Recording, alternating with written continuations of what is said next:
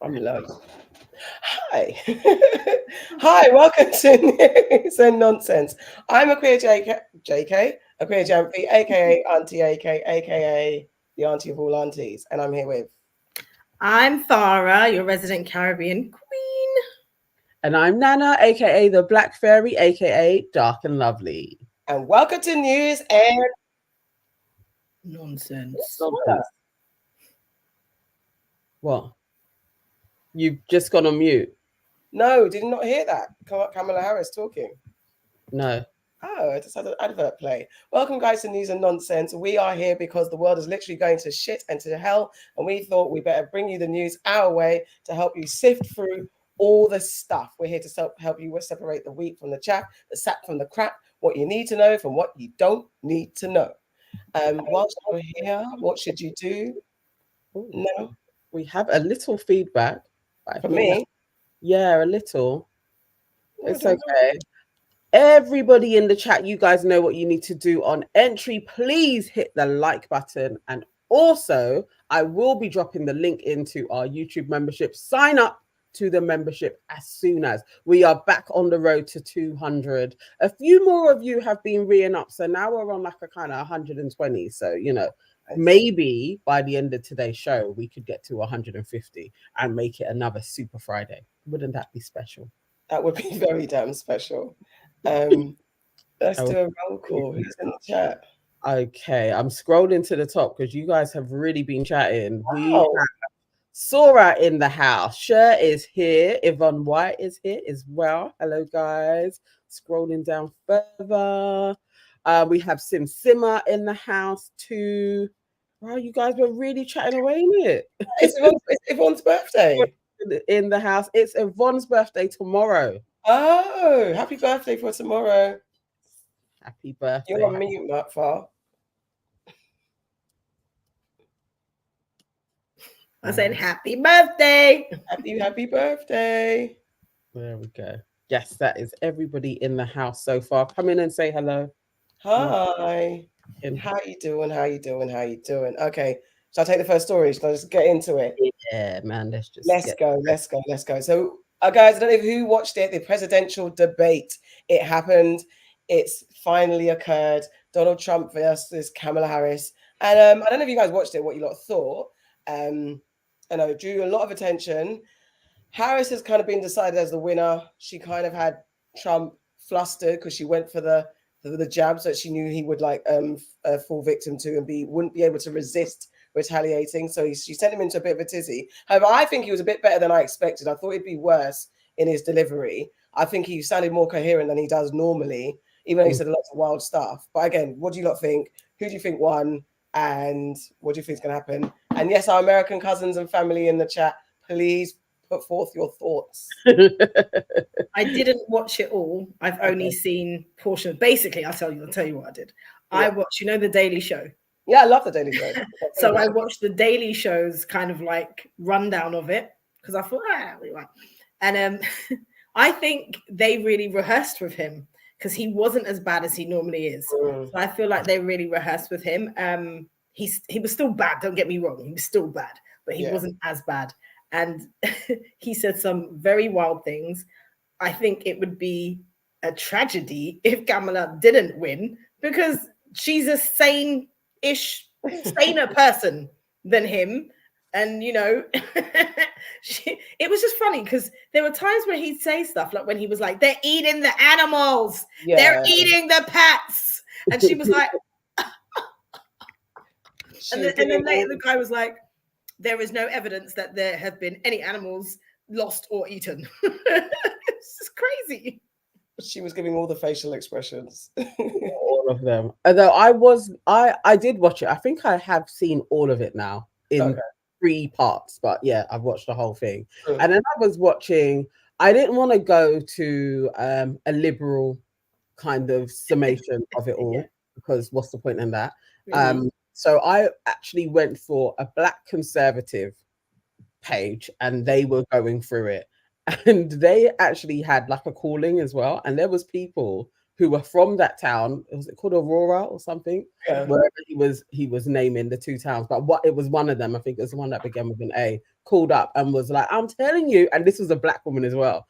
They are eating our pets. You can't let your dog run out because they're cooking the dogs.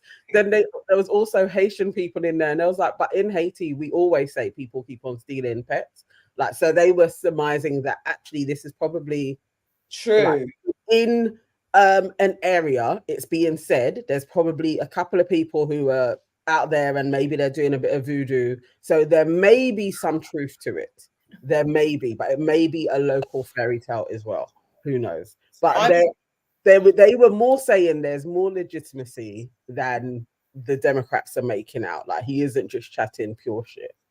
I mean, I don't know. I think this is a wild hill to die on.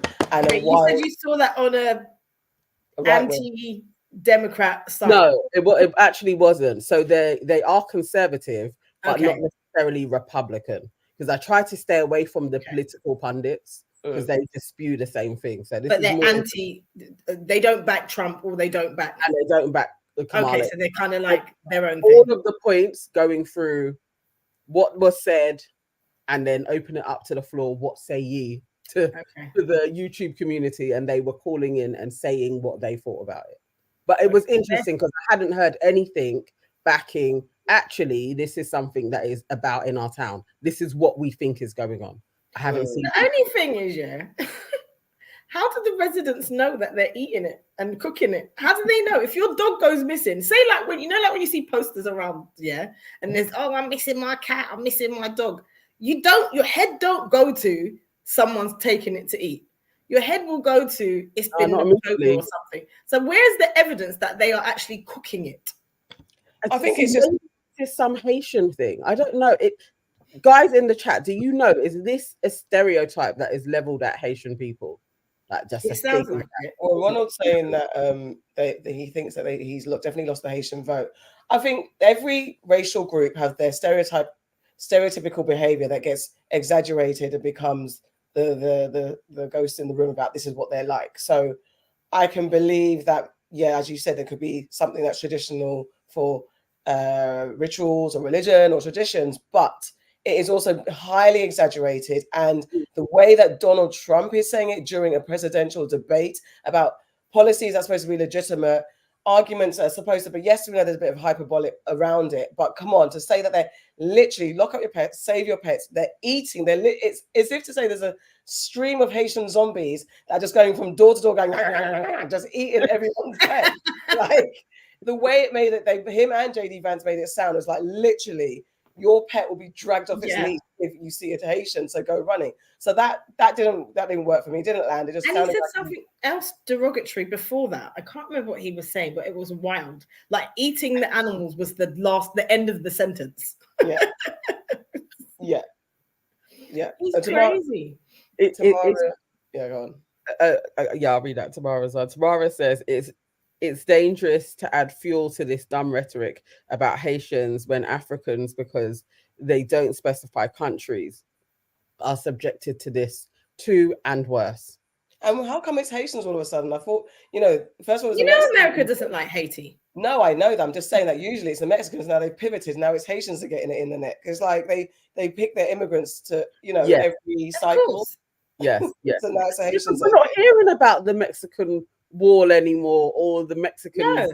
No, because Kamala Harris, let's think about it. Kamala Harris she has African American heritage, right? Mm-hmm. If you're gonna put down your African American heritage opponent, you're gonna pick the black people to chat about, aren't you? Yeah, I suppose so. Haitians are black. Yeah. So he's gonna say she's gonna get more of these black dog eating people if she becomes president. That's basically what he's saying. There's no point saying Mexicans in this scenario. So what do you think about the Mexican? Because I think generally people are saying Kamala's strong, but she was weak. She kind of deflected on some of the topics that people really want to hear her speak on. I think it's like the war. She tried to distance herself from what wasn't done in Biden's administration. So she was on the ropes a little bit, but she managed to, overspeak or out-talk Trump. What did you think about the bits that she didn't really deal with, which people are waiting to hear from her about? Overall, I don't think she was that strong. Yeah. Trump, actually. And I was a bit surprised at that. I thought she was going to be a better orator. And I thought she was going to be able to spin far more than she did, because the evasive tactics that she used, I thought was really like schoolboy error-ish, like just like really deflecting. And I was surprised at her for doing that, because you know, you've been like, I want to debate him. So you should have actually annihilated him. And I don't think it was an annihilation. No. Or in some rounds, they were pretty even, and Trump's points were actually delivered quite succinctly, which I was also surprised about, because I feel like he had been playing dumb earlier on as well. So he kind of brought, as much as he could deliver an A game, he brought an A game. That's why I think he was She wasn't ruining him. I was like, how are you not ruining this man? Like, this isn't, although, as I've always said, though, I'm not a fan of Kamala either. Like, to me, I'm not. Are two sides of the same coin.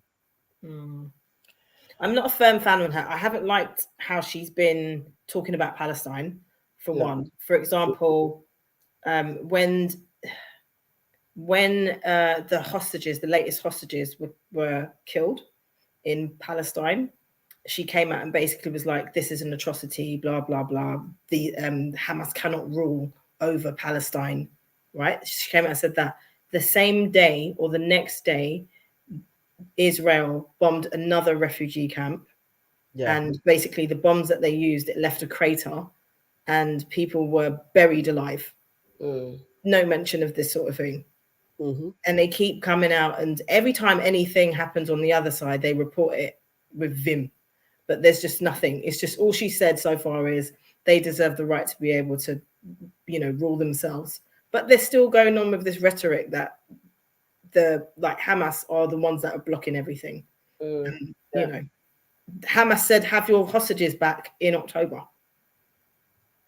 and it's not happened. I truly don't believe that they weren't killed by the IDF. I think they were too. They're in a tunnel already. You're saying that you're on a rescue mission, and all of this time, it's like, actually, for the rescue mission, they killed them all. Like, it's like, come on now. That is, we see it time and time again. Like, you play in both sides. Like, you spin a story, you kill a few people so that you can kill more people. It's just like, this is too self-serving. Absolutely. And why would Hamas kill the hostages when they know that you can now you can legitimately double down on bombing?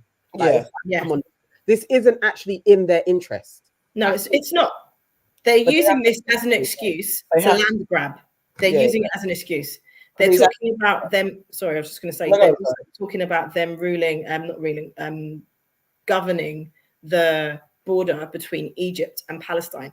And that's against an agreement that was made, a peace treaty agreement, or something like that was made, that this would be governed by Egypt. And they're now saying that only they can do it. They've split they've split Gaza in half already. There's a section of it where they've got basically kind of like a border. You can't get from one side to the other side easily anymore. This is about land grab. It absolutely isn't about the hostages, because if you really cared about the hostages, that's when you negotiate. And I know the old rhetoric, you don't negotiate with terrorists, but if those so-called terrorists are saying, have all of your people back, why would you continue to bomb the whole area knowing that your people are there and not expect any casualties? But there's no logic to what they're doing. There's no logic to what they're doing. And I think I saw an article or a clip where he was just like, it's like, we're almost done. We've nearly finished doing what we intended to do. Yeah, because proudly. I mean, Netanyahu was on a live news television stream or whatever the hell it was, and he was pointing, and he loves to show this map. Of Greater Israel. He loves to show this map. And it's like, is no one in the Western world looking at this map? Of course they're not, because they're probably enforcing the map. And well, they are. They're paying for the map, aren't they?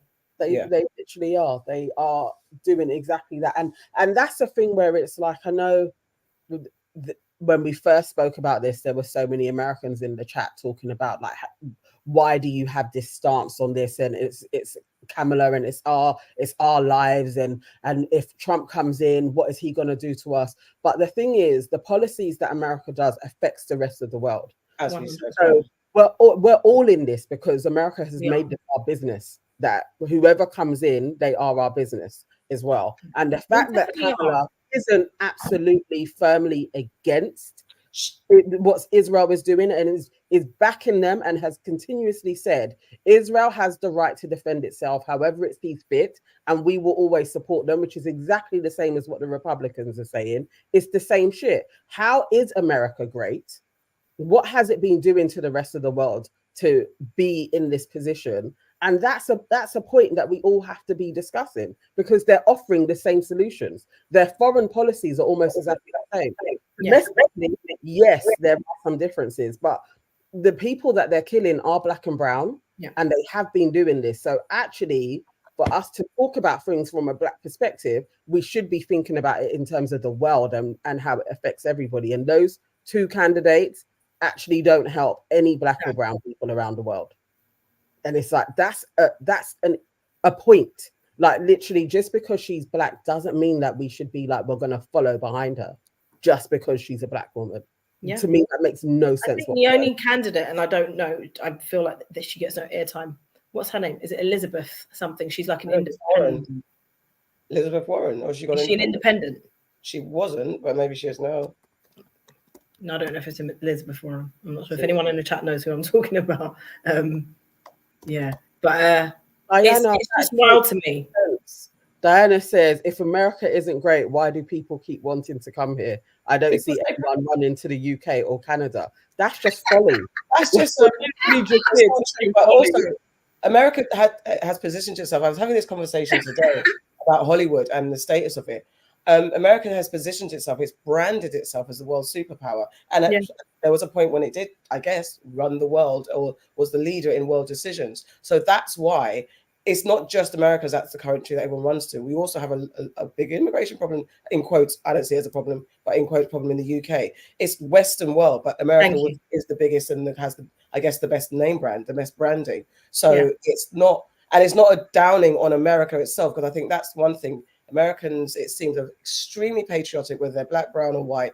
They're extremely patriotic, that's all embedded into your culture. However, it's PR and spin. It's not real. It's not real because because every individual, even in the UK, I'm happy to be living here. I have running water, I have running electricity. I can afford to look after my family, just about. Yeah. So yes, there's benefits of being in the West because of the West's ability to destabilize my home country. If my country wasn't so destabilized and my mum didn't have to leave and we're an immigrant generational family in the West, I'd be in Ghana quite happily.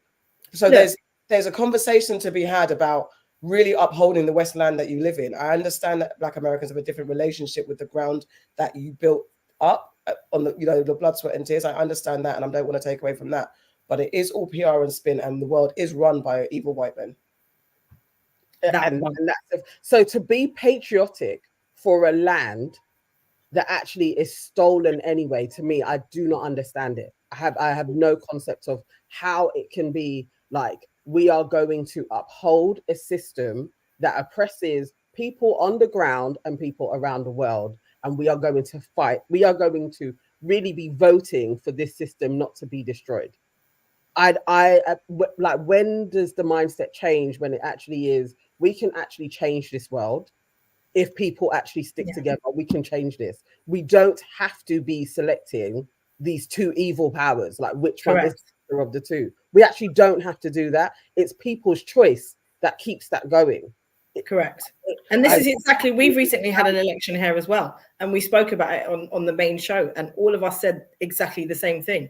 We've got the Conservatives or Labour. It doesn't have to be these two people, but that's how they set. That's how it's all set up, because ultimately they have the same policies. Diana Nelson saying we have the best schools and the best opportunities in America. That might be okay, wait. For whom? Sorry. But for whom? Because I'm going to say because yes. For me, I'm not. Let's be clear. I am not shitting. We are not shitting on America. That's not what we're saying at all. Like, if you want to be patriotic, that's totally up to you. what we are saying is it has a lot of problems. And what it doesn't do, like England or the UK or Great Britain, which is nonsense as well, if you want to look at it, what they don't do is they don't look at the problems in their own backyard when they're dictating to people externally. So that's why we're saying there's an issue. We're not shitting on the country and its people. We're shitting on the people that are leading it. That's an amalgamation of the Western, the American governments. Elizabeth Stein, is that the word? Sorry. And the UK governments too. We will talk about this in the same way as the UK government, and also when as Black people from the UK, our American Black cousins, we're also aware of the conversations. We are very privy to the conversations that I had in Black American spaces, and we mirror the issues, the same racism issues, the same over-policing issues, the same poverty issues, the same institutional racism issues. We've got the same shit over here that you guys have over there. So you can be proud. I think it's not about the people, as Farrah Nana said, but the people. It's the governments. It's the American government. If that be the case, it's the American government, to really be clear. And you probably have great schools and all of those things, but that's who's working in these places? You guys. Okay, Ronald Dobbins says, we are so tired of people telling us that we are voting for her because she's Black. Fair. Well, you may have your reasons for voting for her, Ronald, but there is a lot of people online who specifically talk about we should be backing her because she is Black. That's who I'm talking about. It's not directed to you. I haven't heard. I don't know why you're voting for her, actually. Like, tell us why. Why do you want to vote for her? I'm saying specifically the rhetoric that I've been hearing and reading about is the same thing of that she is our greatest hope. And then within that it's a Black woman. Like, that symbolic is going to change something, like, because she is a woman of color, like that changes something that's going to happen with policies. And it's not the case, because we saw that with Obama. So it's like it's the same thing. It doesn't actually matter the race of the person in there. It's like, what do they stand for? What are the policies that are going to be implemented, and who benefits from that? And as it stands, both of them, the benefits are still the rich white man. It's still that. Nothing is going to change. It may slow down the tide of change that is going to happen, definitely one or the other, but they're still trying to uphold the same system. And I'm just like, can we not try and work together to change that system? Ronald says, we are great because without us, Germany and Japan would have won the Second World War. That's colonizers all over are going to colonize, and colonizers, like, look, you know, like, at the end of the day, Russia is fighting Ukraine, and you hear about that stuff all the time. There's a war also going on in Palestine, but because of who's being fought against, you don't hear about it. So yes, America was an amazing ally during World War II, but they only got involved when Pearl Harbor was bombed. They only got involved when that happened. And the retaliation, let's just be all human here, on the scale of what happened. You know, the Americans are the only country that have actively dropped nuclear weapons in war. So, and also, you know, the fallout of that for the normal people was horrible. And I'm not saying that it had, like, we wanted to be ruled by Hitler. I'm definitely not saying that. But, you know, America's done some great things. Again, we're not saying it hasn't, but we are talking about the white people that sit at the top and make the decisions. But it's also not actually true. It's actually the Indian forces that made the biggest change in the Second World War. And they actually sacrificed over 1 million of their people to fight. So again, this is PR. Okay. Also, I was going to say that there's, you know, I've got a lot of books behind me, and some of those books include the stories of how the Black war people, the Black soldiers in America and the Black soldiers of the UK and the Caribbean and Africa, the Black soldiers, how they were treated. You know, there was segregation within the forces. Of course, there was. The fact that there were Black Americans and Black people that wanted to fight to save the world, but were treated to divisive conditions, racist divisive conditions. Imagine that. I think Black people have to have two levels of three sets of eyes open about when we're talking about these countries. You're fighting against one country overtaking another country and you know, its racist tendencies and wishes and stuff like that, like, which is what Germany were doing. Yeah, but whilst you're fighting, the country that you're fighting for won't even let you use the same tap as them. Yeah, I think wild. Wendy Edinburgh Smith says an independent cannot win presidency because they are not likely to receive the delegates, and they will not be on the ballot in all 50 states. Yes, that's true. Sorry. Yeah, I think annoying. I think the film that Miss Oni says, I think the female factor is bigger than her being black. What did you guys think about what she had to say about abortion? She said what she said. She said, didn't she? Yeah. She said, that's where she was stronger, I think. Yeah, I think that was like where she kind of had him on the ropes, because she knows that he flip-flops on this. Because realistically, like, the more you watch Trump, the more you know, okay, he plays a party line to get votes, and then you have him. And remember, before he was a Democrat. So it's like he flip-flops and he has to kind of catch himself. Like, what's the party line again? But what do I do? Line. It's like he's saying that. Theater. Line. Convincedly, like, realistically, I'm against abortion, because we know he's not. He just isn't. It's like you can tell it's not in him. Listen, I reckon his track record. I feel like this, maybe, don't take this in the wrong way, but I feel like he's probably paid for some. Oh, definitely. Allegedly. Allegedly. We know this, man. The dude is like, look, he's feral. We know he is probably owns clinics. I wouldn't be surprised. Yeah. But I think she was pretty firm on that, and should be. I'm still like, I can't believe, I'm hoping that the Democrats do, if they do get in, that they do what the Republicans do, and then you put your judges in that you want, supposedly, to carry out your biddings, and then you reverse Roe v. Wade. I'm just glad that it didn't gain momentum over here, like it was looking like it made. There was a little bit. It seemed like it was gonna get some groundswell, but who knows? We can't trust Labour. No, I mean, because at the end of the day, like, Keir Starmer is Tory light. That's all. He's Tory in a different he's a wolf in sheep's clothing. That's what he is. You know, he's not strong on anything. So business affairs. Empress Horton says her super chat hasn't come through. Oh. But thank you. But go check, actually check with your bank though, because YouTube has been on a bit of a mazza these last couple of days.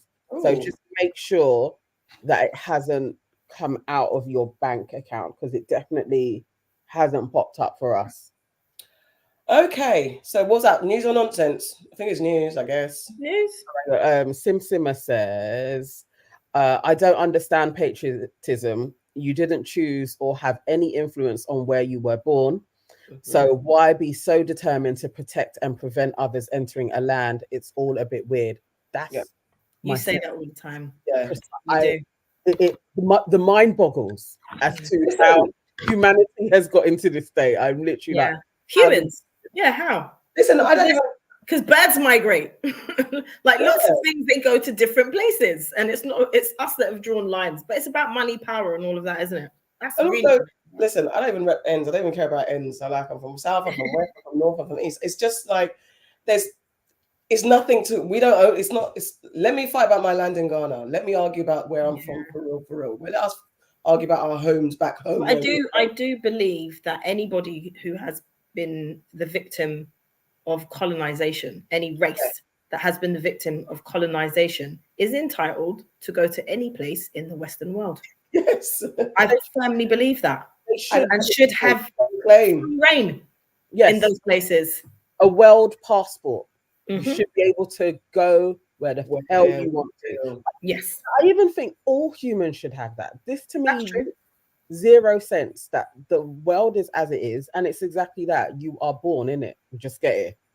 But then you've got these lines and rules of where you can go, and it's like we don't determine where we are born, and we're just privileged to be born here. We could have been born somewhere else that is war torn. Well, imagine like things like this as well. When this is why borders, they do boggle me too, Nana. Because let's think about it. If you think about Texas, Texas was once Mexican. It was Mexico. And then there was a war and they sold it, like things happened. Let's say, I'm not going to get into the history of it because I don't know everything, but things happened and it's now part of America. Imagine if you lived in that place and then all of a sudden it's Texas, but it's America. How does that work? Like, what do you say? What is your birth? What do you say? It's, and I'm only saying that because that came into my head. But there's modern day places. But that's actually what's happened to the Palestinians, isn't it? Not? Yes. That's exactly what's happened to them. You're in your land doing your thing for generations, and then some treaty takes place outside of this. Oh, listen. As an ordinary person, you're like, what are they saying again? Like, you're living your life, innit? You're trying to pay the bill. And then it's like, oh no, so they're going to allow these other people to come in because they say this is a part of their ancestral birthright. But it was a free, open society. So it is like, so you guys are now saying that they are taking this land from us and it's going to be theirs. Yeah. My house that has been here for generations is being seized. And then when you're trying to protest that, you're called a terrorist. You're called a terrorist. Let's reverse that. Other people aren't terrorists in European states when they do certain things. Yeah.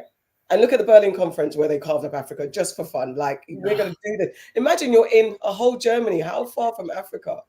And then you're making a decision on where the lines are drawn and who knows what. And then we're going to come here and just like, yeah, man, I'm a German. Look what the English did to India. I mean, they carved it out and said, this is Pakistan. Yeah. Empress Horton says, I'm only patriotic during the Olympics, only if Jamaica loses. I mean, the dance I dance when it comes to the Olympics. Do you know what, though? I'm not even going to sit here in front like I'm not patriotic to Grenada, because I am. Of course you have to be. You have to be. That's I'm not even going to front. And that land's not even ours. It's not. So maybe that's where the Americans' heads are. I think it's a similar. Yeah. I think it's very similar. But in the same way as Ronald is saying, your family's moved to an old established country. We've been here since the inception of America. And that is fair. But remember the indigenous people, that was their land. It is that it's still their land. It's their land. So they have been claiming destroyed they are. That's why I literally just said about me being patriotic about Grenada. If my parents didn't come here, I would have been in Grenada, right? Yeah. That's where my family are from, going back centuries, going back as far as the people that are in America. That's where my family is from, Grenada, right? But I still sat here and I still said the land isn't even ours. Yeah. It belongs to the native. It belongs to the indigenous people. That's who it belongs to. It's such a tricky situation. I can definitely understand why you would be patriotic of a place that you call home. I'm not that for England. Do you know what it is? There needs to be another word for patriotism for Black people in America, because patriotic starts to sound like something that's leaning into the government and the white America and the issues that they've done. So what's the other word? Because I understand you must be proud of the land. I love the place that you've built. Yes. That's what they do. They love the place that they've built, that they've made home. Another word for patriot that can be Black owned or something or non-white colonizer owned. That doesn't make you think of that. Yeah. Because the minute you say you're a patriot, it just gives me Confederate flag. It is allegiance to a government. Like a patriot. Isn't that the whole meaning behind it? Isn't it like an allegiance to the government of the land? Like, so. Very much so. Yeah, same with the UK. I get an affinity to land. I understand that yes, and a love for a place and what you created there and your history in that place. I actually understand that, but it's the ruling of it that I'm always going to be like, I don't know how anybody has faith in a government in most of this world. Like, I actually can't think of a government body anywhere on earth where I'd be like, you know what, they've got it right. I can't think of a country. Fair enough. It's true. Because they've probably been colonized. Mate. So this is news that we will keep an eye the next step, the actual, because I think Donald Trump has said that he's not going to debate Kamala again because he feels like he won. Oh, Yeah. I did not know that. That's interesting. Yeah. Maybe because he thinks next time she might come at him with fire and flames. You know what? The thing is, like, his summary of it, I was like, Guan. Yeah, he's PR king. PR spin, because he's like, you know, when you lose, you're like, and we've got to fight again. And so he's like, because she's admitted that she lost, like, why am I gonna do it? Sorry, just to go back on the other point, when they spoke about, when they were talking about when Capitol Hill got insurrection. Yeah, that's for the word. It escaped my brain. The insurrection, was it in this when he was like, "That wasn't me"? Yeah. He was like, "That wasn't me. I wasn't there. That was these people. They did that. That wasn't me." You know, he's our problematic boyfriend. Yeah, that one, like, that weren't me. You literally saw him with your banging the next chick, but it weren't me, bruv. That wasn't me. Come on. I'm just like, oh my gosh. Speaking of losses, and the bad, poor reaction to losses, wins, I don't know. Stephen A. Smith has decided to take on all the naysayers of those who are vehemently opposed to Kendrick Lamar taking over the Super Bowl in February at the halftime show. So there's been lots of negative. It's just been wild. And the conversations have been so hypocritical and wild. But anyway, Stephen A. Smith, he says, it's all in the drive. I will put it up. So basically, he's called out Nicki Minaj. He calls out Birdman. He calls out everyone who criticized Kendrick Lamar's Super Bowl nomination, right? Yeah, you just need to see it because I just think there's so much to say on this. It's going too far, but here we go. Hang on. Brother like that? And why are we talking about Jay-Z like he's some damn sellout or something? Need I remind y'all, all the hip-hop artists, all the R&B people that have been performing at the Super Bowl halftime over the last few years since he's been involved since 2019? Did I not read some of these names to you? The Who, Coldplay, and people like that. You know how hard it is? Come on, Nicki. I respect for a black man to pull off what Jay-Z has pulled off instead of in terms of making sure that black folks get that kind of center stage to promote their brand and build their profile. How unappreciative can you be? It ain't about you as an individual. It's about us, all of us, as black people. And that brother right there, Jay-Z, has been front and center and pushing the envelope. You gonna call him a sellout? You gonna use the N-word to describe him like that? A sellout? You know what? What's up with that? The hell is that? He don't deserve that. This some BS. You disagree with the decision, I understand. You think Lil Wayne's supposed to be up there, I understand. I got that part. I'm talking about how you talking about Jay-Z. How you talking about Jigga? How you talking about Hov? Really? No. You got to read what she said in response to him. Oh, look, y'all. Another paid Laffy Taffy alien who only comes off his knees to turn around and back that up. LMFA. Ow! Stephen, we don't care. I'm going to tell you right now. We don't care. If I say more, it will be your fault. Sit down, ugly. Gag City Buffalo tonight. DTLR. Girl. Right. The original text, which I read out in the main show again, denying a young black man what he rightfully put into this game for no other reason but your ego, your hatred for Birdman, Drake, and Nicki got you punishing Lil Wayne. Lil Wayne, the GOAT.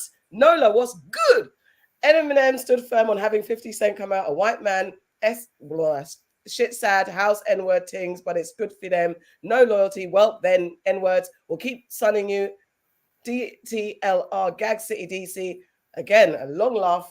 Good as Fidel Gal, you are good as. Whilst you're there, read the comment that says fun fact. Fun fact, the Super Bowl has been in New Orleans and it's actually been 10 times since Cash Money Records took over for the 99. Oh, I can't see 6 times, sorry. 5 times, I can't see the writing. Since Cash Money Records took over for the from the 99 to the 2000s, they had 30 years to blah, blah, blah, blah, blah. And it's been at New Orleans 10 times before. Anyway. That's what I've got to say about people that are hating on the decision for Kendrick to be at the Super Bowl. Because let's face facts, just because you were born in a state, or this is what's been, just because people are born in a particular state doesn't mean that's where they always perform. And if there's been 10 times since Cash, I don't think he's saying it's only been there 10 times. Cash Money have been active, it's been there that amount of times. So if Cash Money have been there that amount of times, then Lil Wayne could have been there any other time. And this is also prior to Jay-Z on top of that. So if it's prior to Jay-Z, it's not necessarily about Jay-Z's hating and stopping him from performing. You can't hold it like that. The reason why these people are salty is because it's the whole Drake scenario. That's why they're salty, because if the whole Drake obliteration hadn't happened, and I don't even know if they'd be talking about Lil Wayne, how he should have done it, because you weren't talking about Lil Wayne all the other times when whoever it was doing the Super Bowl. So that's my opinion. Listen, I guess maybe it's because Lil Wayne had been saying from earlier on in the year, like, it's going to be in New Orleans and it should be me and it's my time. And people were like, you're probably going to get it because it's New Orleans. But the dude doesn't look particularly well. Like, I don't get why you would kind of go to Lil Wayne to do the Super Bowl. Like, who was truly out here calling for him to do it? Like, really, like, you know, it made sense for Rihanna. It's like a comeback, and then she unveils that she's pregnant. It doesn't. I don't think it would make sense for Lil Wayne to get it. Listen, it's long been standing. He's the mayor of New Orleans. He's the king of hip hop in that area. He represents that state. So it's always been a conversation about him getting his time at the Super Bowl. The reason why he's not is just business. And I think what people on the ground are getting very emotional and destroying this conversation. I mean, I guess you can't take it seriously with nothing. First of all, I want to say forgive. Nothing's going to change. But what is the reality? It is business. The white folks that make the decision. Yes, Jay-Z is part of the coalition that makes this decision. But at the end of the bottom fucking line, the business people are looking at the stats. Kendrick is multi-Grammy award winning. He's had the number one tune, number one hip hop tunes this year. He is a Pulitzer Prize winner. He busts up Amazon numbers with his pop out. All of that stuff it's just that. And the Drake conversation is like a microcosm of what's going on. If Drake won the battle, there'd be a different conversation. And and then Wayne would come, and then Drake would pull out Wayne because it's Young Money. They'll bring out everyone. They'll bring out that. I also do believe, though, I do love Lil Wayne. I think rapping, I do love him. He's a great rapper. Can't even lie. But I think performance-wise, if you look at Kendrick Lamar's what he gives in a performance, everything that he gives, from the staging, the music, the theatrics, all of those things, for a halftime show, Kendrick is going to give a better performance than Lil Wayne would. He's going to. It's just his style. And that's not to say, like I said, that Lil Wayne's not a bad boy rapper. That's not to say that. But this argument should have probably been more reinforced. I actually think if it was someone other than Kendrick in New Orleans, a lot of people wouldn't have been talking this much. It depends. I think because I think, as Stephen said, like, if you watch the whole video, he was saying that, it's not even like they went and got. I love the way he was being so dramatic about the other groups. But if they got like the Rolling Stones or someone, and it's in New Orleans, and Jay-Z did that, there would be a conversation about. Then you make where Nicki's calling him a house and a C word. Yeah. Then it's like, okay, so you've gone to pick a big old white band, and you have someone like Lil Wayne right there. Because also the halftime show is like 13 minutes or 15 minutes, and as they did with the LA one, bring out people. So Lil Wayne could have done 1-2 tracks, and then there would be Nicki, Birdman, YG Turk, Master P. There could have been a whole representation of the South, where he might have been able to get away with just doing his couple popular tunes, and then you have what's the name, Lil Wayne and Friends, and that would have been what people are expecting. So it sounds more like they're salty. They didn't get their time on the stage this time around. Yeah, but also even with the comment about Eminem bringing out 50 Cent, Eminem didn't bring out 50 Cent. Dr. Dre brought out 50 Cent because it was Dr. Dre's Super Bowl. But Nicki likes to do that though. She likes to kind of bring out like this kind of black white thing when she wants to, because we also remember Jessie Nelson, and she'll back a white person when it suits her pocket. She's just an idiot. Like, I was actually glad that she got read for filth. I was like, she needs to just shut up sometimes. Like, really just shut up a lot of the time. Ronald's saying the black artists who have performed at the Super Bowl are established and well known to the general American public. I can guarantee you that lots of Americans aren't familiar with Kendrick. They might not have been before, but I think this recent run, they are better known. And obviously, we're from the UK, don't know, but based on the conversation, all the conversation I've watched, there's most people that are talking about it not from an emotional standpoint, from a business and yes, Kendrick fans, but those who are talking from a real business perspective. Kendrick is the one on numbers alone. I do think that Ronald, what he's saying is correct in a way, because they may be familiar with his work now, you know, because of what's happened. That doesn't mean to say that what he's trying to say is like, you know, Beyonce's done it. Everybody knows about 10 Beyonce songs at the very least. You know, all Prince did it. All these people, Michael Jackson's have done. All these people that he's saying, I totally understand what he means by that. There will be a vast majority of people who don't necessarily know about Kendrick's music. But then more people probably know Kendrick than they do Lil Wayne. Because Lil Wayne is other than Drake. Yeah, because Drake is the draw. Yeah. Drake is the global. Yeah. Drake and Nicki are the global majority, like global superstars out of that camp. Master P, like the Cash Money Crew, Juvenile, and Lil Wayne, they are hip hop gods, but they're very black, in my opinion. Their reach is black. I think and global, international. It's between the two of them, and they were probably all in the conversation, and they just decided, look, Kendrick's on his rise. Like it's where it goes, isn't it? They could have plucked out some white rapper or something if they were put on Post Malone. You know, it could have gone any which way. I think everybody should just be like, thank fuck it's Kendrick, and it's not flipping Taylor Swift. Taylor had her time already. She hasn't done it yet. She hasn't done it. That's what they were saying. Some people were like, thank the Lord it's not Taylor Swift. Exactly, because I thought she had done it. That was why they haven't called out Taylor Swift. Empress is right, man. Let's be glad. Empress is right. Drake has never done a Super Bowl. If he won the beef, they would have given it to Drake, hands down. Yeah, they would have. Hands down. Without a second thought, it would have been like, it's Drake. Yeah. It's Drake's. But also, Drake may have even been fought for in the boardroom. Who knows? But him putting out all of those songs recently, which nobody gave a shit about, you'd be like, it's not about Drake. And we got to think of, Drake may have known that this was in the pipelines, and he lost, and he kept on losing. So you know that you're really losing. Nicki the same. She's like, I'm on a world tour. How can it not be me? They just all want a piece of it. It's got nothing to do with Lil Wayne. It's nothing. And then whatever problem you have with Jay-Z, you know, Jay-Z's got his faults. Yeah. But this particular decision, it's if you're going to say anything, it's a business move, and it's a smart. Also, he didn't make it on his own. Exactly. It's not like he's sitting down and saying, you just ring up Kendrick and you're booked. Like, as you said, it's a wider decision than just this one singular man.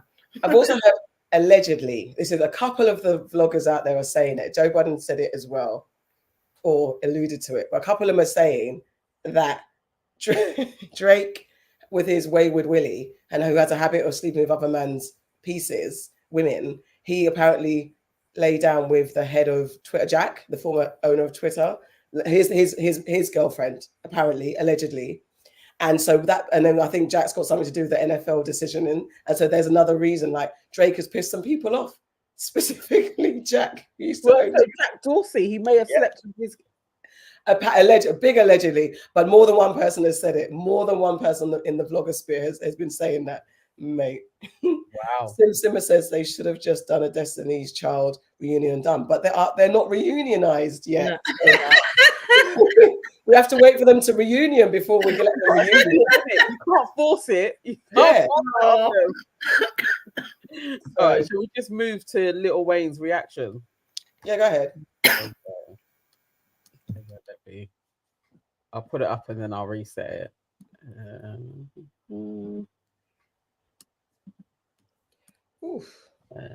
Where's Farrah gone?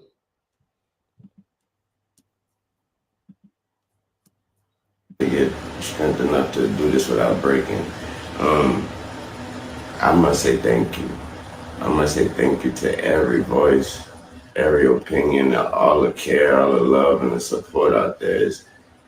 Your words turn into arms, and it held me up when I try to fall back.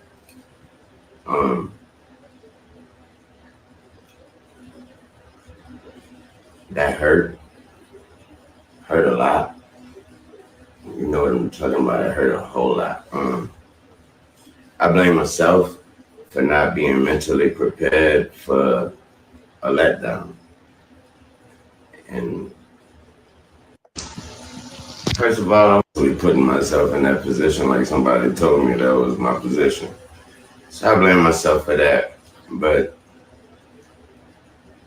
I thought that was nothing, I thought that was nothing better than that spot and that stage and that platform in my city. And so I heard a whole lot. But y'all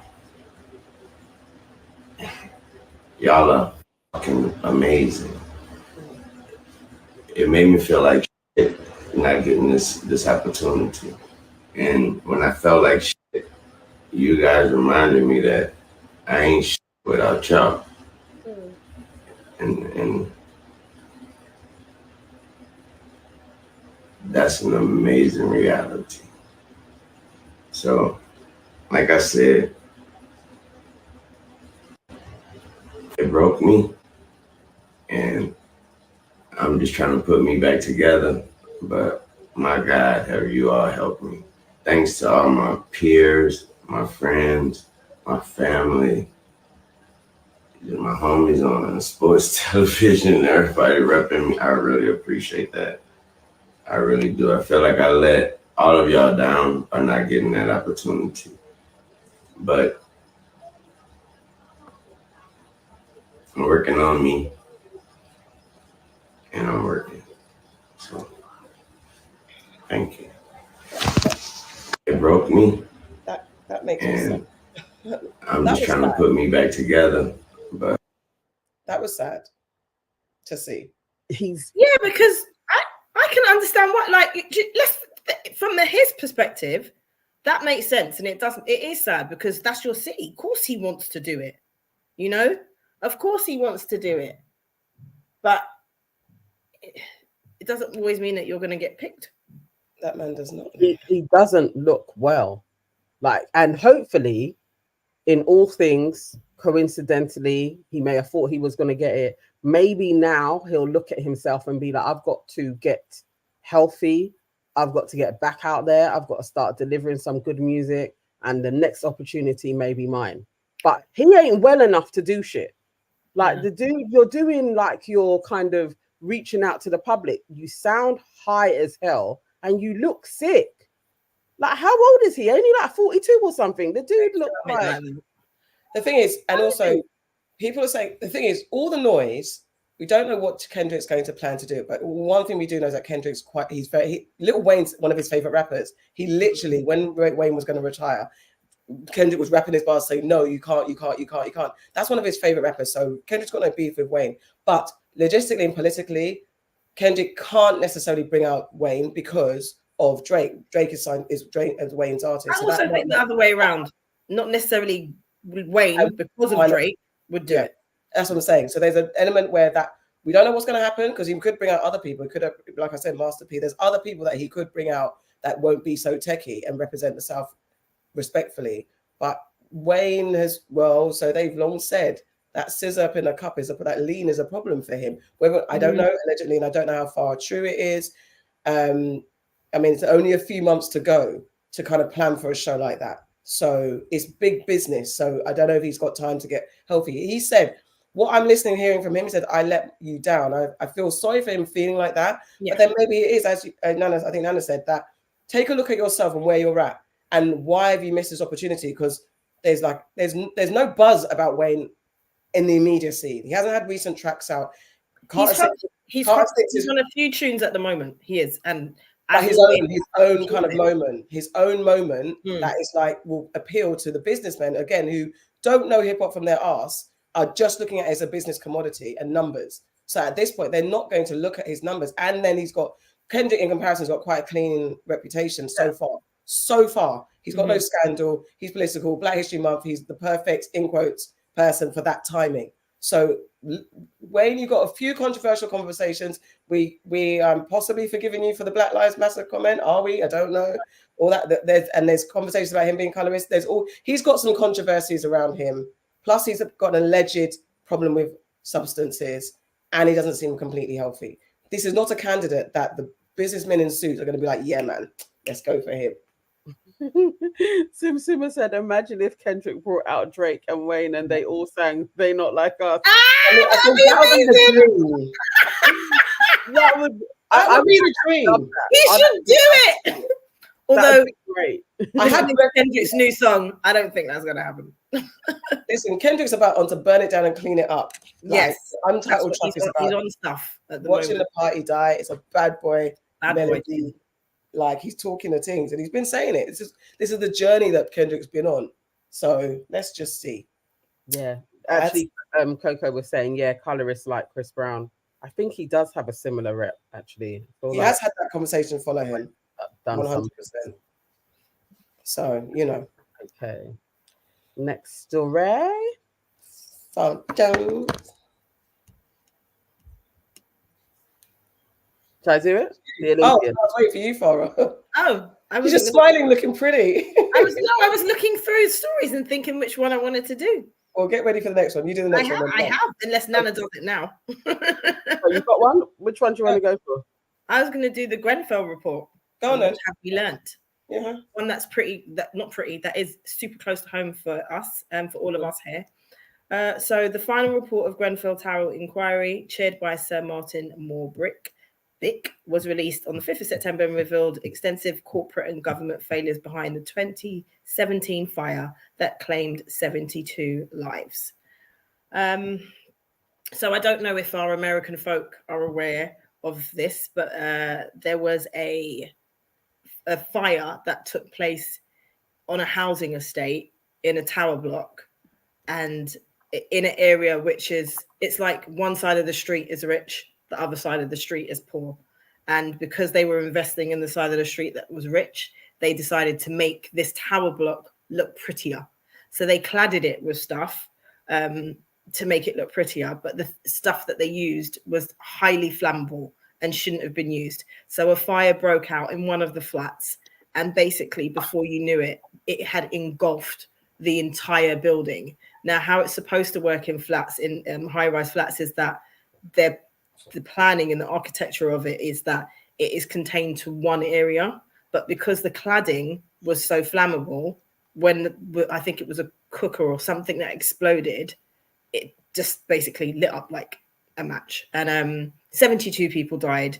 There's been no convictions into this. The people that survived, some of them are still in temporary housing. A lot of them were dealt with in the most poorest of ways. And, you know, it's just been a very, very hard time. Grenfell Tower sits in the middle of, it's in Latimer, but it's like in the West London community. It's very close to Ladbroke Grove, which is where they do Notting Hill Carnival. So it's a tragedy. Like I know people that lost people in that fire.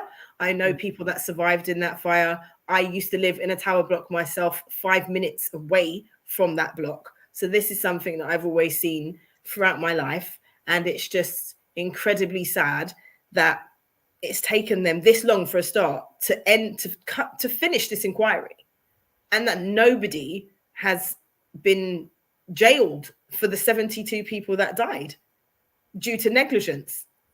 What do you guys think anyway? I was going to say, I don't know if you wanted to share the picture of the actual fire, but there's a picture in there in the doc. If you don't want, if you do, you don't. I mean, it's what do we say about this?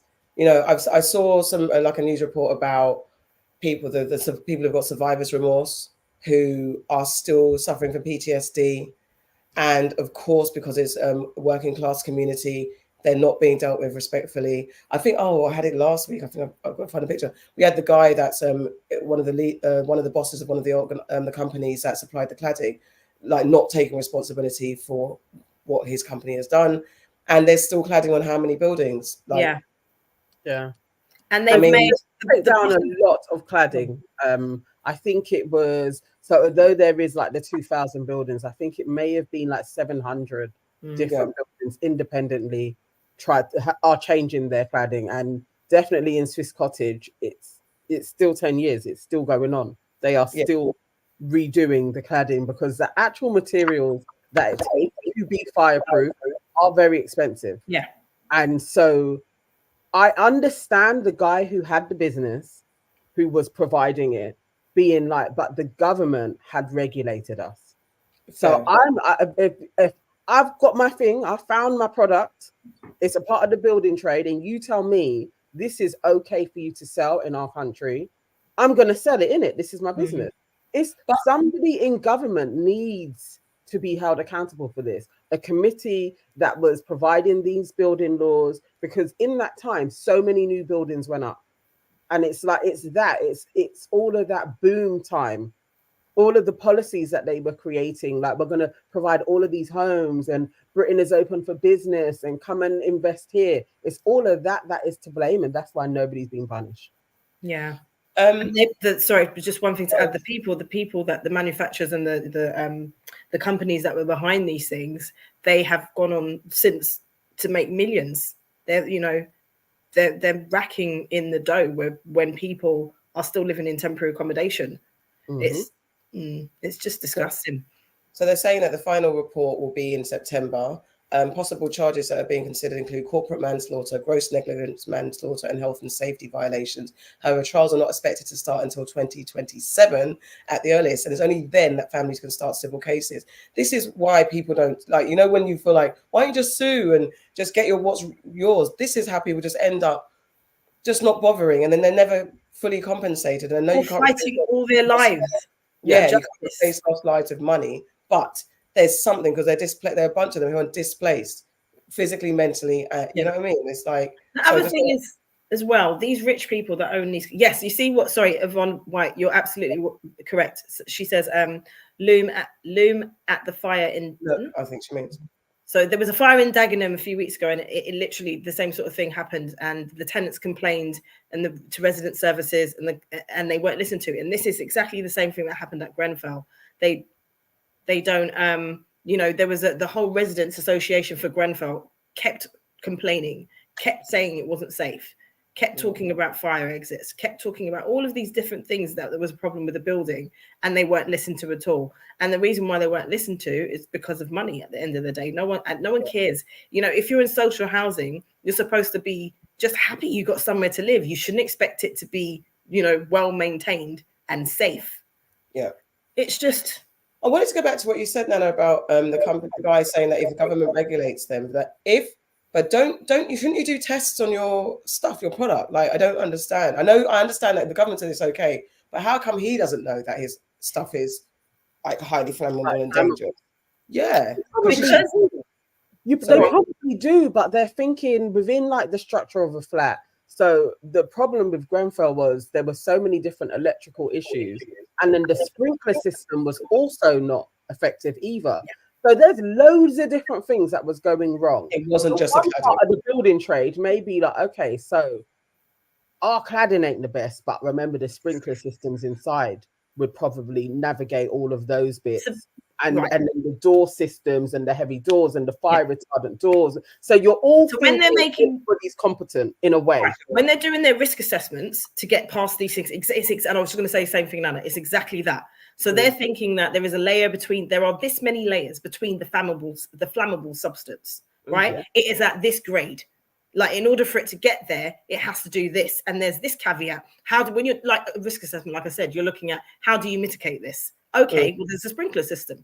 What else can you do to mitigate it? Oh, okay, well, there's the fire exits. What else can you do to mitigate it? Well, the rule of law says that people stay in here. There's all of these other factors why they have gotten away with it. But the point is that you shouldn't have been able to use that material, even if it was 1%, that it could go up the way that it went up. And that's my point, because it's like, you can well and say, well, it's not my fault, Gov, but you know your product, innit? And I think Ezra Sprouts is saying coverage of this inquiry so far seems to downplay structural racism or misunderstand it entirely. Oh, that would always be purposeful. Racism is a part of it, but also like classism, like, social, like housing within itself, within all of the areas of London, probably within England anyway. Like how they have like rich houses there, and then you've got social housing next to it. All of that thing just plays into class and race, and so they don't care.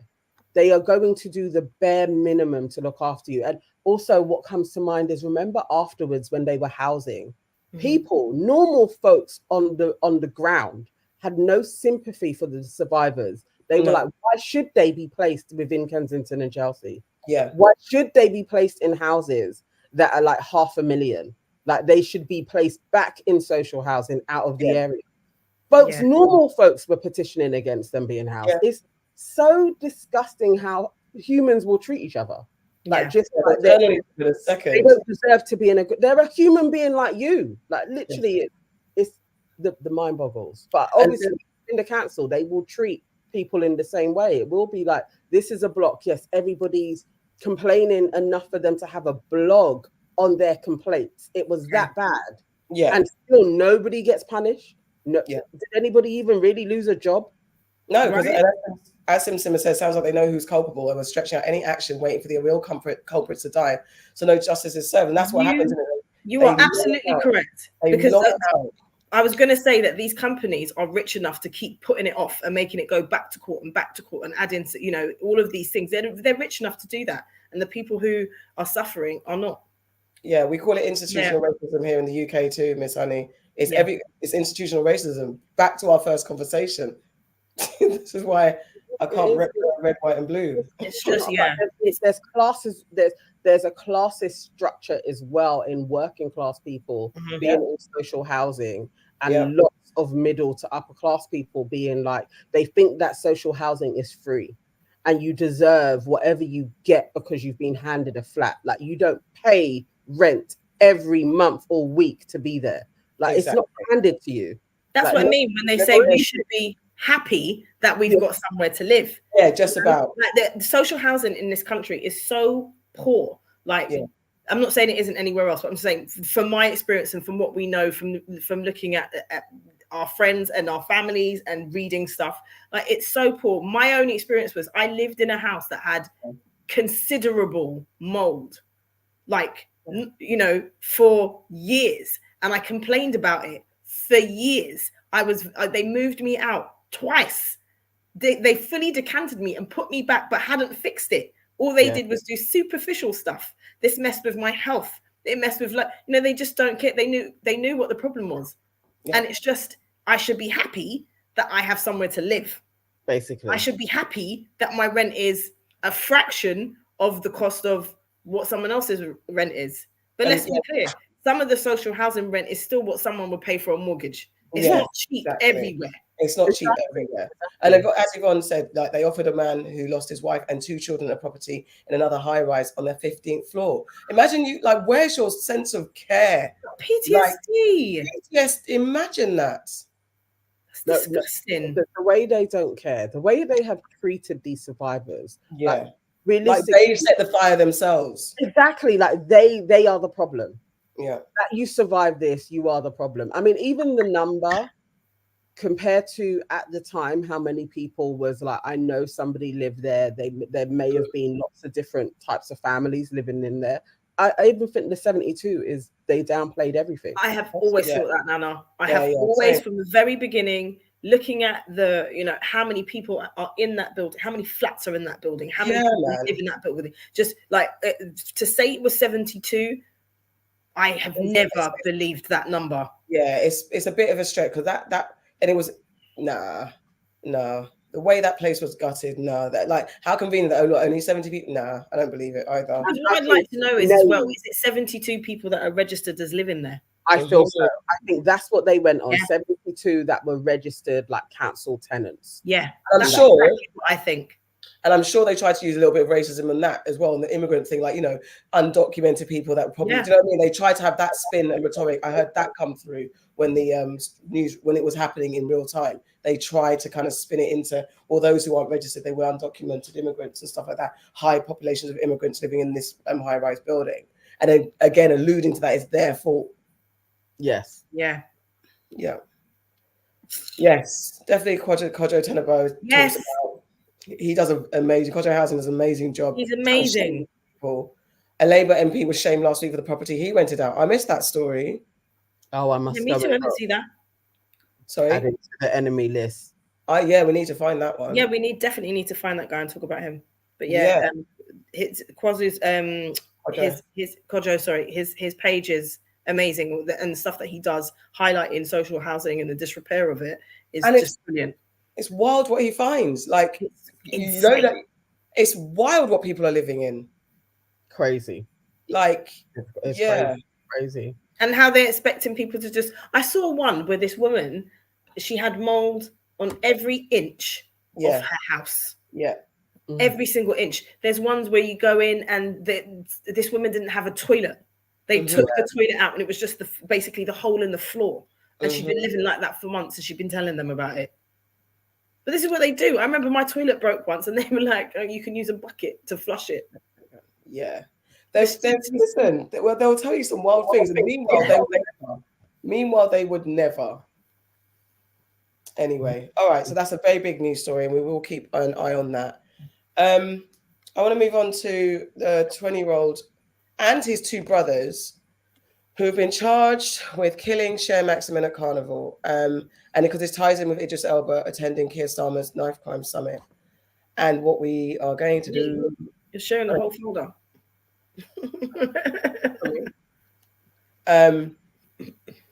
So basically, Shaquille Tibu, who's 20, has been charged with the murder of Cher Maximin. A 32-year-old mother fatally stabbed at Notting Hill Carnival. That just happened. So in the original story that I saw was that apparently someone knocked over her child, and she intervened to protect her child. But what apparently has happened, what was happening was this guy was in a fight with it, and he had his brothers with him. They were in a fight. He whipped out a knife, and I think he accidentally stabbed Cher in the groin. So she had a heart attack, bled out. Yeah.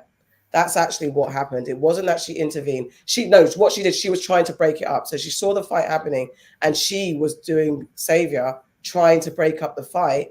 And I think when he went to stab somebody, he accidentally got her. I'm saying, okay, I have to say allegedly because I don't know, but how the story is positioned, he didn't intentionally stab her. He caught her with his knife because he was going to stab someone else. She tried to block it. She got hit in the groin, had a heart attack, and bled out. And then her little 3-year-old daughter was with her.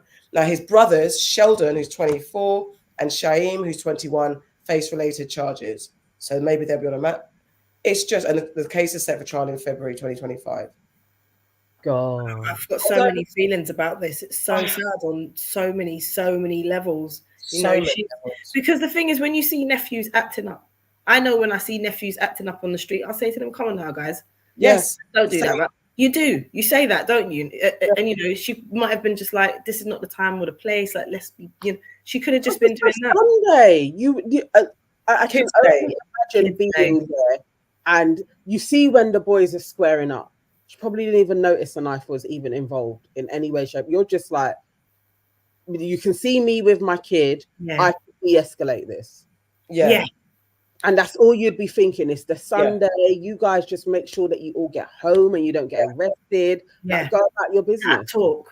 I've just in my mind, and I guess this is something that we have to really check, because I also feel like, and I don't want to speak anything into existence, but I always have this assumption that they're going to see me and see sis, see mum, see auntie. And that's why I say it. Yeah. So because I'm like, I would also intervene. I would never think I'd be at the receiving end. Maybe if I see the weapon, I might step back. That's different. But if you don't see the weapon, absolutely, that's my thing. Because also go on. Sorry. No, you go on. I was going to say, I might even think, even if I see a weapon, I'm just going to think you're not going to turn it on me because you know I'm not coming at you with vim. I'm coming at you to calm you down. So I might even say, I mean, obviously, I'm not saying I really would see a big old, because I don't even understand why they're not scared of the level of that knife. The zombie knives are disgusting. I know. They're swords. Like, why do you think a sword is okay to take out on someone? But even then, I might be like, yo, chill. So the fact that, because Yvonne's saying that the court report said that she was stabbed accidentally. So he didn't mean to. So he wasn't, what we're saying is right. What we would be doing potentially would be the right thing, but he didn't mean to get her. He was going for his opponent. He was that vexed or that blurry-eyed that he thought, this is what I need to do. I have to get them. And you know the argument wasn't worth fuck all. Not fuck all. But you know what else I have to talk about in this story, in this flipping tragedy, is that look how it was reported. Yes. Look how it was reported. that she was just there. She's saying, "Why did you like?" Almost like she came at the person with aggression. Yeah, that's how it was reported. In the first instance, it was like the boy knocked over her daughter, and she was like telling him off. Yes, and then he stabbed her. That's how it was reported for time. But that's how it was reported. Yeah, so it made it. That means the two people that died over the carnival period, I will say, because the other guy that died, he was nowhere near the actual spot of carnival. The initial reports were that it was carnival related and it was because of this, that, and the other. It's again just trying to demonize the whole event, and it's just like they didn't do her justice. Because this is a woman who was trying to break something up because she saw herself probably, or her nephews, or her son, or a brother, or somebody. She saw that within her, with those guys. So she was trying to de-escalate something, and she flipping lost her life. Kiki Newton says, accident. Kiki Newton says, I believe women should never intervene in grown men fighting. It never seems to turn out good for the woman. But these are 20-year-old boys. This is a 20-year-old boy, and she's 34. She, like we said, she probably saw my little nephew. I'm not going to assume, but she probably saw a little bit, because there's a lot of these little youths out there. They're little. They're little Marga little kids that have no weight on them, nothing. I'm sure if it was maybe a bigger person, she might have dressed back and maybe took some time. She probably saw this boy as a kid, because 20-year-olds don't look like nothing. And that's how that's what it looks like, though, when you see them squaring up to each other. It is like you guys are just boys. Yeah. Like literally, like just separate and go about your business. Yeah. Right. So it's like me and my husband were talking about the kind of stopping fights that take place in schools, like from primary school. Like, you can get suspended, you can get expelled, especially in secondary school when you have a fight. So people have like this pent up aggression because you're actually not able to exercise the freedoms of getting your aggression out. Nobody just has a fight these days. I used to see fights all the time, proper fist fights. You fight until you're tired, and then they went about their business. Now it's like people don't know how to even square up and fight. Immediately you draw out a knife.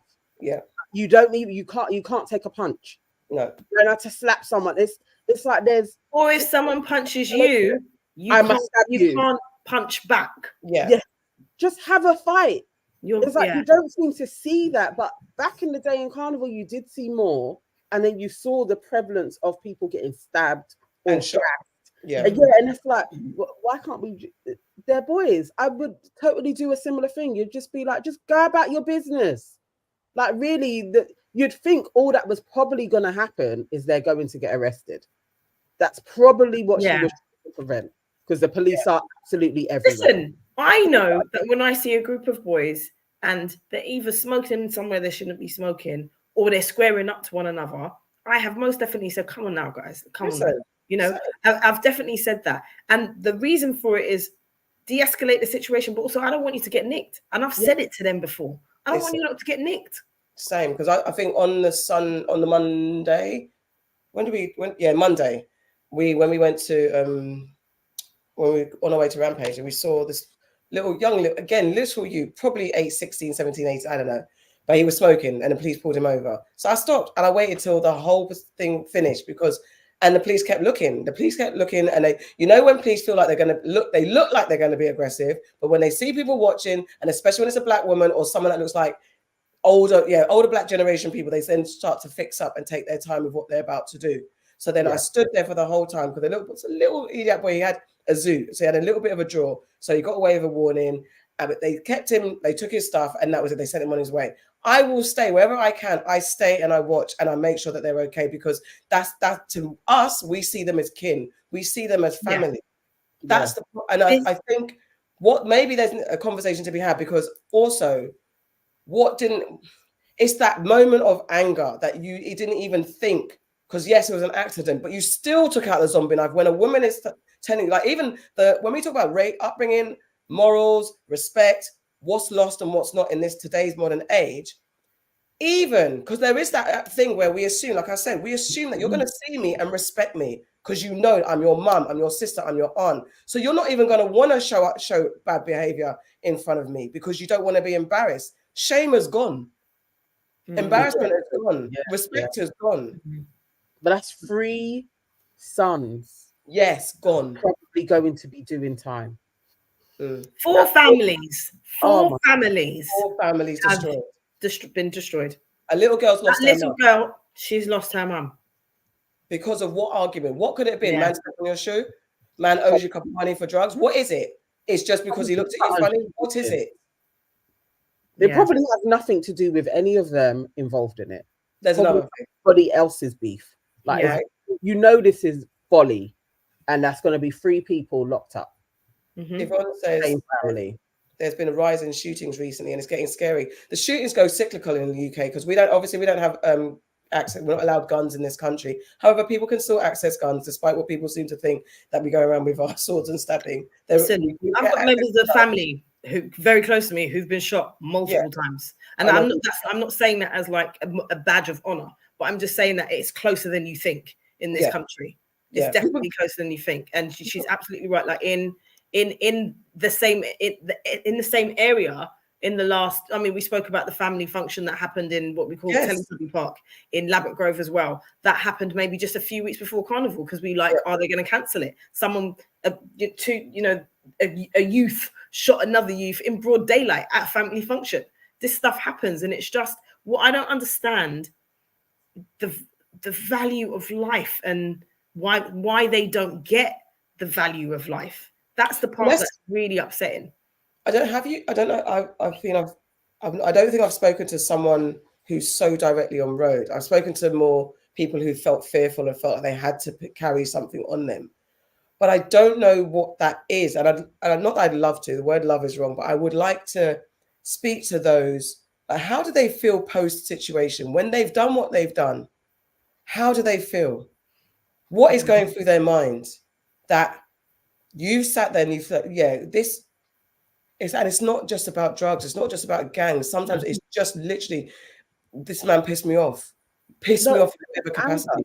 I think Trashy actually describes it perfectly in one of his tracks when he's talking about, like, I'm so glad I didn't catch the guy. Yeah. So it's a minor beef, and he tried to go after somebody with a knife, and he just never found him. And he's like, the distance of time. But if that day when he was on one, he had got that person, he may be inside, and we ain't gonna know who Bashi is. And I think it's that level of anger is palpable when somebody is in that rage, and they are actually like, I'm going to end you, because it's in the zeitgeist. Somebody, the same as somebody doing a world record and then somebody else can do it. It spreads. A pain body spreads. So when you're in the anger of I'm going to end you, and you've seen that happen, and you've been close proximity to that act of violence, it can spread around. I'm always like, it can be anybody. Anybody that's so true. can catch that anger and end somebody. Because I get that because that's the world. And after they've done it, they are going to feel regret and remorse. Yes. Most people, unless they're a psychopath. Absolutely. But most people are going to have those emotions coming down when the adrenaline has gone. It's being able to even know what that emotion is, that I am just in anger. I don't actually have to do anything. I'm just angry, and go about your business. But I think too many people don't know what they're even feeling. They're just acting on shit. They're traumatized from various other things, and they're just acting it out. It's that part. That's exactly what you're saying. The pain body that you're carrying so much, and I think also maybe we have to be also bare bones. It's not every single person that does this that is coming from trauma or poverty and working class on an estate, single mom, broken. Sometimes it's just if you're in, like you said, they've caught the anger disease, or they feel in this space that this is the representation of Black boys, or this is the representation of masculinity. This is a representation of strength. This is the only way I can demonstrate that I have control and power. So what language needs to be redirected? I know we're going through, and we can't even say that this generation are struggling to understand what it means to be boys and men, because it's been happening from since I was young. Since I've been on this earth, there's always been problems with unnecessary deaths I'm just speaking about the Black space, in my space growing up. I know because I saw a video the other day of this white town where the young boys are running wild, stabbing up people. We don't get that reported enough. So there's definitely something to do with the media brainwash of what the bad feral Black boy. We know that, but on the ground, they know that it's not. So what is it? What needs to happen? What narrative needs to be changed? you know what Monica's just said, there really needs to be a program focusing on young men who have been incarcerated due to knife and gun crime. We need to hear from them how they feel about what they did, etc. In a really good, coherent way that is precisely what needs to be done. Definitely. And continuously, like they actually need to see the other side of it. So not like inmates, I think it's because there's that thing like you'll see prisoners, but I think it's on the other side, like you've done your time and you come out. Really what that meant for you, like losing 10, 15, 20, 25 years of your life for something that you did when you're like 17 years old. And knowing that, and knowing that you're responsible for the loss of life of somebody else, and the way that the domino effect that has for that person's family. I think you're absolutely right, Monica. Something like that should happen, and it should be taught in schools. I think I suppose you do have those programs in different ways, and there are. I mean, we showed Sing Sing. It's a brilliant film. If you guys can get to see it, America and UK, starring Coleman Domingo, set in a prison about a prison theatre group and how that helps rehabilitate the prisoners and give them another outlook on life. And we had our panelists where 2 of them had been in the prison system and 1 of them worked in the prison system. And just them speaking out how they turned their life around. They were the other side of how life doesn't have to be that way. So these absolutely. Because sorry, I was just going to interject there. Absolutely. But I think the important thing to note about those guys, because one of them is our mutual friend. So one of the things to note about those guys, they're doing it on their own. You know, they're not being funded by the government. The government are not looking into why these things are happening and getting these people into places to spread their story about the after effects. Like Nana said, what happens when you come out? But that's what I'm saying, that in that respect, we need to have more. I think there are groups, people are doing it. The government needs to take that level of research. But there are people doing it. It's just in silo. That's the problem. It's in silo. And there needs to be, I don't know, because okay, maybe I'm being a bit cynical. There's a clip, because Idris he went to Keir Starmer's knife crime summit. And I know people, I think I saw it on social, and some people in the comments were like, oh, what's it going to do? This is nonsense. It's a waste of time. And I know we have cynicism around when government does their kind of performative, we're going to tackle knife crime. And all they talk about is extending prison sentences and having knife bins. But or just all focusing only on the Black and brown communities, or as you rightly said, there are other places up and down the country where there is knife crime issues, up and down the country, but you don't hear about it. I think what needs to happen, though, regardless of that, yes, we know there's a propaganda against who's the wielder of the knife, but also what actually is going to be done.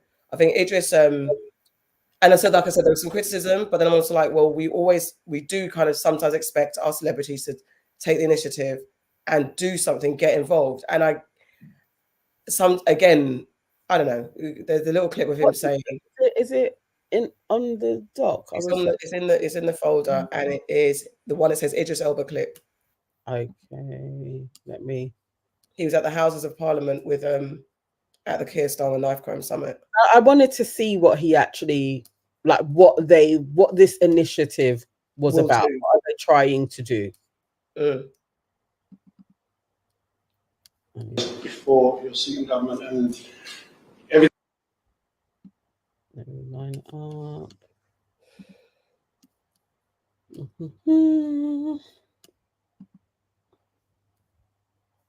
We'll get that up and started. So this is Idris Elba. So this is like their news conference, yeah? Yeah, it was at the House of Parliament, and he joined. The way they reported, it was like him and Keir Starmer, but I think he just joined into that conversation. I don't know if it's an actual initiative that they launched together. He's supporting the knife crime conversation and how to tackle it. Okay. Before your sitting government and everything you said you were going to do, we're doing it. Talk is good, but action is more important. One of the things that Prime Minister and I spoke about during this run-up to here was how do we make the action points? What does that look like?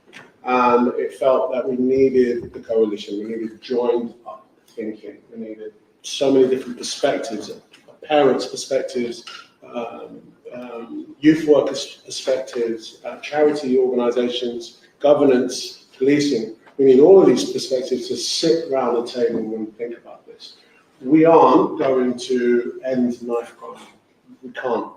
It's not realistic, but we can tackle the attributes towards it. I think that part, which is what we all say, is that it's not going to solve it. We can't do kind of performative actions to solve it. It is getting all the entities that could help change it together. And I'm sure this is not the first roundtable. He's not saying anything new, but we say the same thing. We say that in this group, whenever we talk about it, it's getting all the entities together. It's policing, it's poverty, it's rehabilitation, it's charities that need to get together, it's organizations, it's schools, it's everything working as an ecosystem. But I don't know, is it futile? Is he wasting his time? Because we can keep saying like, oh, this is performative, this is this, but someone's got to do it. And there are people that are doing it in their microcosm. And as you said, Farrah, the government's not funding it, or they're super underfunded, and maybe they'll get a little bit of a handout there, that it doesn't continue, the program gets stopped because of the first thing to go is like the lower level things when the governments are like when the councils are penny pinching and stuff like that.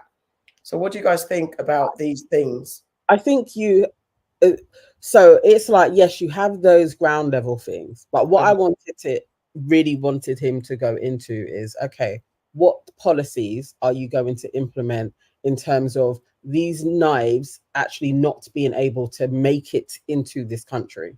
Like that would be a beginning. You have that was mentioned on the wider thing.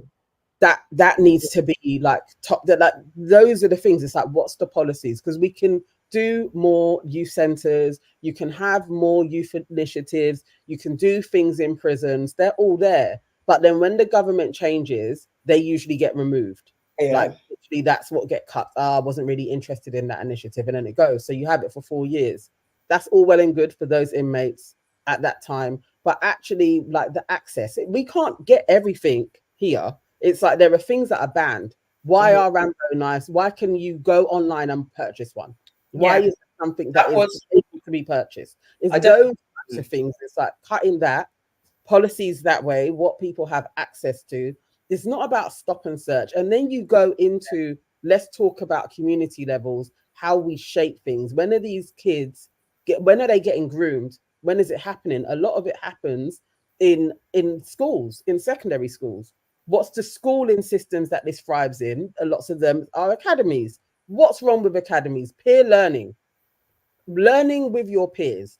Then you have to shape the culture. So maybe that isn't how we learn together then, because if you have a bad peer in that peer learning setting that is a part of a gang, like all of these things, they can be remedied, but there has to be action. Everybody has to be like, we are going to change youth culture at this moment in time, and then you're going to start seeing things taking place. It can't be a bit further. It can't be like, oh, we're going to fling this charity a bit of money here and then pay kids this. And it's like, it's really about changing culture.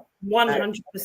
Yeah, absolutely. Because at the moment, it's like you said, Nana, like they do some rehabilitation when people are in prisons. So, look how many prisoners were released the other day because the prisons are overrun and they don't have enough room and stuff like that. So they release how many thousand? Was it 1,500 or something like that of prisoners they released the other day? And I was watching a news report and a guy came out literally outside of the prison and he says, "So what happens to me now?" He said, "I've got nowhere to go. I've got £28 to my name. What am I going to do? I've got nowhere to live. It's not like they're telling me anything. I'm an addict. Like I don't have a rehabilitation center to go and live in. I don't have a rehabilitation scheme set up. So what's going to happen to me now? I'm probably going to rob someone to get some drugs so that I feel better about myself." The system is broke. Well, it's not broken. The system is set up. Yeah, that's what it is. I mean, there are definitely so many solutions out there, and people have implemented them, and then their funding gets cut. And it's stuff like this. This is what's annoying, isn't it? Yvonne White saying Farrah Paul said he only gets listened to if a celebrity like Idris Elba is also in the room. The MPs only want to act up when the cameras are rolling, and that's the problem. Like it's all very commendable because I know that Idris will feel it, and have true intentions. But it's like when he's not in the room, when he's off doing what he needs to do, are the MPs still listening? Are they going to pay any attention? I think that's a part of Parliament and committees, and it's a bit like that. It's always like once the attention is on it, or there's some type of fame or glory to be had, because that's with power, innit? A lot of them are trying to move up in positions. So if they can get a celeb in, and then maybe they'll act more, and that committee will also get more funding as well. That's the game of politics. A lot of it is bullshit. Unless how many new knife initiatives have there been? There's loads. Every year there's one with a new government. And Ronald Dobbin says, are any of you involved in any community youth programs? Yeah. Go on. So the company that I work for, part of the ethos of that company is it's basically the building, the studio, should I say, is in it's an impoverished area, you would say on paper. That's where it is. And part of the ethos is to make sure that the local community get access to things that opportunities that they necessarily wouldn't. So I work for a film studio. So the incentives there are to go into schools. We have a head of talent and community, and she goes into schools and she goes into colleges and speaks to people who wouldn't necessarily have access to people in a film studio and wouldn't even think that they could get a job like that. And then they come, they have open days, they have training, we put them on work experience. And then the idea is to feed them into the wider business, and also to feed them into schemes where they can learn qualifications. So yes, some of us are. I'm not currently. I have done before, but currently I'm trying to figure out that arm of things of my business. I have had a long-standing desire to work with prisoners. And I'm trying to figure out how to do that, because also being in this position where I don't have enough power even to run my own stuff, it also becomes a problem. But I definitely have always had this thing about working with prisons, especially in the writing space and book space and storytelling space, because I think that there's a catharsis in writing out your thing and possibly turning that into a published story. So that's my aim and that's my dream, to do something like that with prisoners. That would be great. Yes, I had years working in schools and various different community things, doing drama. And it's not for everybody, is what I would say. Because I think there's always, when you're able to talk on it, and this is from experience in seeing it, not everybody that works with young people should work with them. I think it should be a vocation. It should be something that you are passionately, actually, that you want to affect culture, and then you're in their spaces to be an effective part of change, and not just about power. There are so many people running charities and it's just about getting money, funding. You're using them as a means to fund your own life. So it's not for everybody to be in those spaces. You have to want to, and you know what change will do. I definitely am an advocate for all of my nieces and nephews. They know that they can come to my house, you can come and stay here, and you don't need to be out on road. Definitely. Same. And that means a lot. You start there and you work your way out. But for the years when I was in education, a lot of the time is why I left was I was heartbroken. And I was heartbroken with the adults that were around them. It wasn't even really the kids. It was how they were being treated, what they were being subjected to, how they were being stereotyped. That was heartbreaking. That is so. I think my daughter's auntie worked in a youth offending prison, and she was there with all the heart and all the intention and all the good stuff, and she got worn down. It is not for the faint-hearted. And I think what is more the issue is that when you can see this solution can be solutioned in like that, but when you see the system doesn't want the solution to be solutioned, that can wear a human down. So so though there's initiatives I would love to do, but one thing I think, and this is definitely the core ethos of Aunties, the reason why your Aunties could never exist, especially with us fours in particular, is that each and every single one of us Aunties and your Aunties could never have been a safe space for someone in our family, a young person in our family, like actually a safe space. I think I can speak for all of us and say that we've all been that person. And that is our contribution to ensuring that there's some humans, young humans, who have not felt safe, have benefited from being in under our wing at a time when they really needed to, so they don't then become a stain on society. I pride myself on being that place of comfort, and that's if you feel, because I think I'm possibly feeling a little bit like, oh, guilty. What do I do? What do I do? From Ronald's question, but actually, for those of you who can't do community service work because it's not possible, or you don't have the personality or character to do so, being a safe space for another human being in your family is also good enough, because that one person doesn't destroy somebody else because of their anger and they don't feel safe. Then you've done something positive and you've contributed to a better fabric of society, I think. Emma S says, what are you saying? Hermione, Lucinda, Crispin shouldn't be helping the youth. Hashtag sarcasm. Mate, it's Hermione, yours, it's true. The thing is, I actually worked with a guy. I'm literally about to say I worked with a guy called Crispin, and he was actually great. I do really like that name because it's so. Who came up with that? I know. Crispin is to me, because I know a black guy, I see it as black, but Crispin. So yeah, that's a big news story that we need to I don't know, keep an eye on. I'm not mad at Midris getting involved, but I just want the government to do better. Yeah, it's where it goes. It's how we see it changing. And it is scary, you know. It's like my youngest one will be going to secondary school, and he'll probably be traveling far, like the first one is, to go to secondary school. It's scary when they leave the house. I do have an absolute fear, but they have to leave the house, and I want them to be safe in London and to be able to get out and about. So I also have a vested interest in this culture shifting. At least we don't have. There's still the postcode thing, but it's not as prevalent as it was like 7 years ago.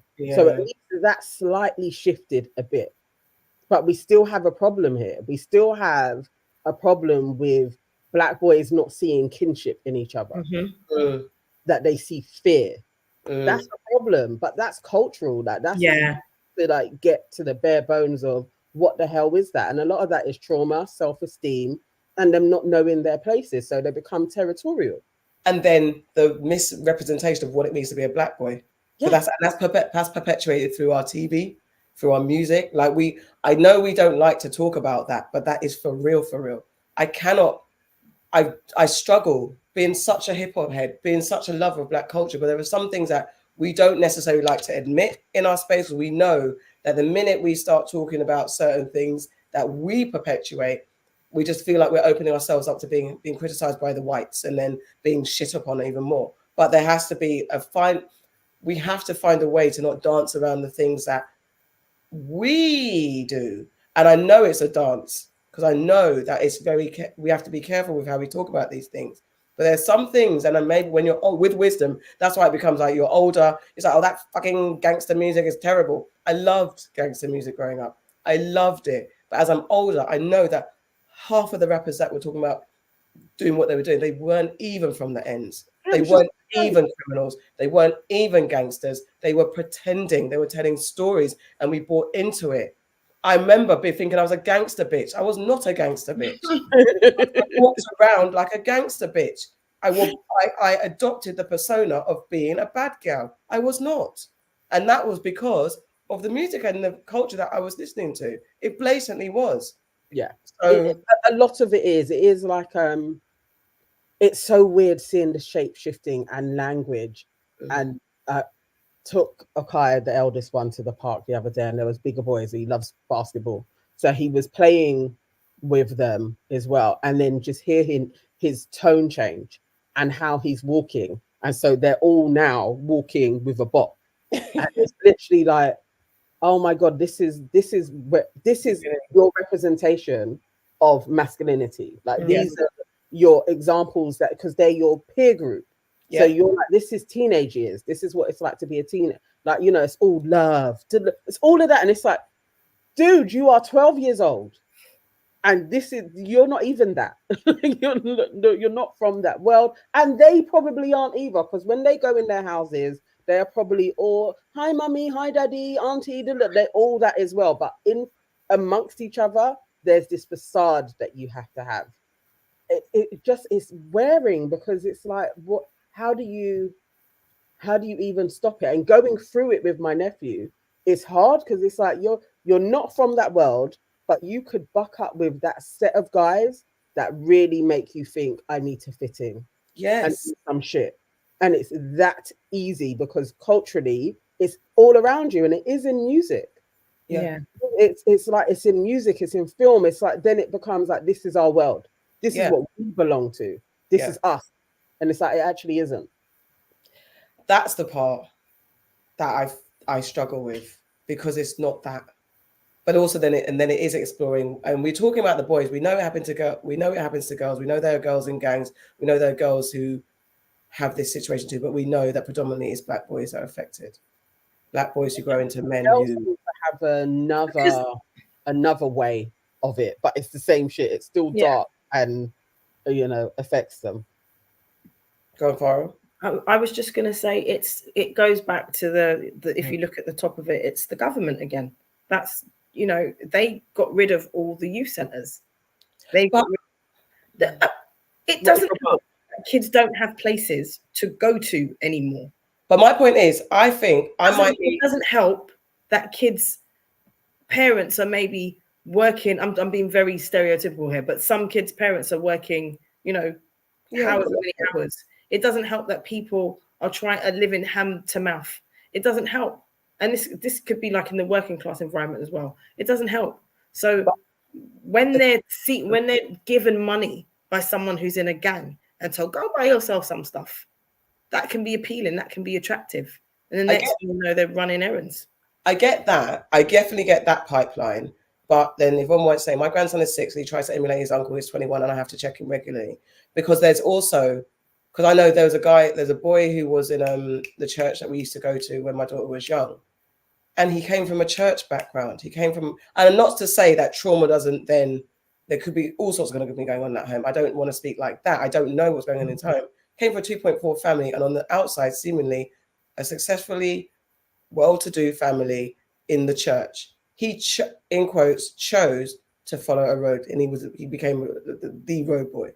Because that's something as well. So that's what I'm saying. So there's an element of, we know those. That's the part of the conversation that we don't necessarily always have, because then we end up back into the government, poverty, that groomer, which we. But it's still the government, because I get that, but then it's not just that he chose. This particular boy that you're talking about, he was from a well-to-do, let's say, family, but he was influenced by the people that maybe necessarily weren't. So he wanted to become that, because maybe he felt like maybe he could have got teased from those people. Anything could have happened.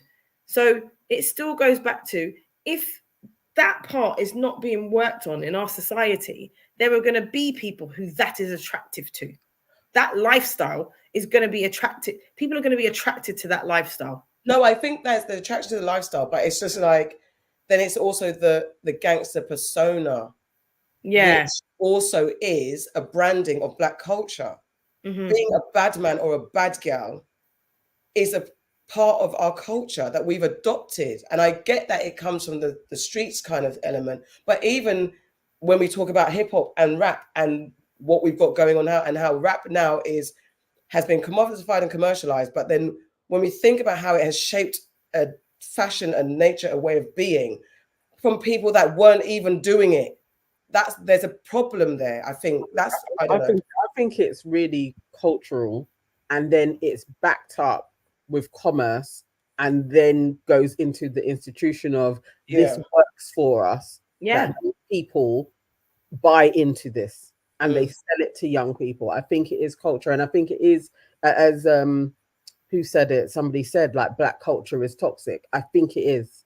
I think like there is a problem with the branding of what Black culture is, how it's sold to us, on all scales, what we think it is to be in a Black society, and then our pillars of community, we're not good at building it. So all of that kind of man versus women stuff, it all goes to the same thing, because then you're not feeling protected, cohesive within your cultural settings. You already have a distrust. And so you can't build properly, and that permeates to all facets. Yeah. In a relationship with your kids, how the boys relate to each other, how the girls relate to each other, all built on an insecure foundation. And then it's kind of coveted within art and sold back like this is us. I think that's the master plan. But we all do it.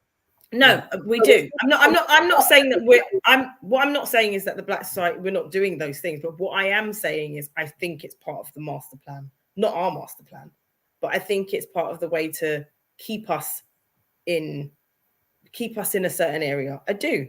Because I definitely think these people, sorry, I was just going to say, like, even with the prisons, and prisons are a business. They make a lot of money from people being in prison. Mm-hmm. It's within their benefit to jail people. And I think I think we definitely know at the root of it all is that evil white man folklore mythological character. But sometimes that they don't have to do the work, we do it for them.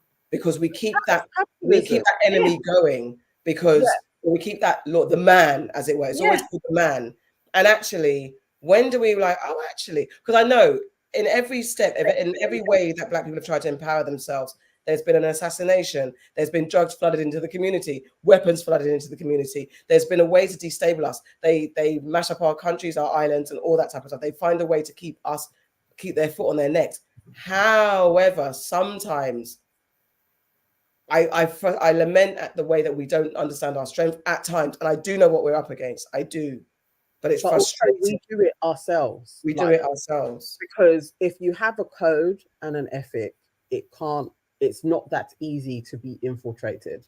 But because those foundations are so weak, it's very easy, and they can keep on doing it. It's the same record that keeps on getting played. It doesn't matter what the genre of music is. It can start, even if you just think of like garage, it can start off light and fun, and then another criminal element will come into it, and then it will be dark, and there will be drugs, and there will be commerce, and then it will get shut. And there's always these plants of money coming in and power, and it gets corrupted because the foundations are weak. And although people are throwing in all of the other communities, Bengalis are now suffering. I live in East London. I live around a lot of Bengali people. They are having the same problems as Black people. Yeah, because there's a foundation that was weak. They don't want to take up their family's businesses. They're seeing how much work goes into running a business, and they're being shown a fast lifestyle, and they are now doing it. They are now killing each other. They are now doing similar things and it's the way they corrupt a culture. If you don't have the pillars in place, and sometimes the pillars are a religion, which annoys me that it's even that, but you just need strong foundations of a family community, and then it's really hard to break it apart. But if money becomes your power source, you're corruptible. And I'm going to counter what I'm saying, because it does all fall back into what they did to try. So I do understand the master plan of it all, Farrah. And I do understand the difficulty of trying to circumvent that, but it is affecting other communities as well. I remember I literally was having this conversation today. Again, it was about Hollywood. And I think it was just about, someone said, why is this particular Black actor taking a role that he doesn't need to do? He can do better than that. And I'm like, but because Hollywood doesn't like to let us tell our stories. And I'm like, how do we circumvent that? At the moment, we only have, in the West, this is not Africa, this is not the Caribbean, where their industries are doing what their industries are doing. But in the West, we have Tyler Perry, and now we have 50 Cent. So I'm like curious to see what 50 Cent does. And then there's Byron, who also is a network owner. But it's 3 Black men currently who have this. Even what 50 Cent has given us. What he's had to do, and if it's whether he felt like he had to do it.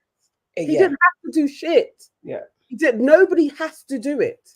People are complicit in this will get attention. This is what is out there. This is how I will make money. But you don't have to do it. There are lots of people who run with their integrity and are like, I will never make a film or a program that has a Black person die in it. There are loads of people that are like, I'm not going to do that. We don't hear about them though. but they're standing on, we will not do that. But just because there are 1 or 2 or 3 that will do it and get all of the funding, we have to be like, why do they have all of the money?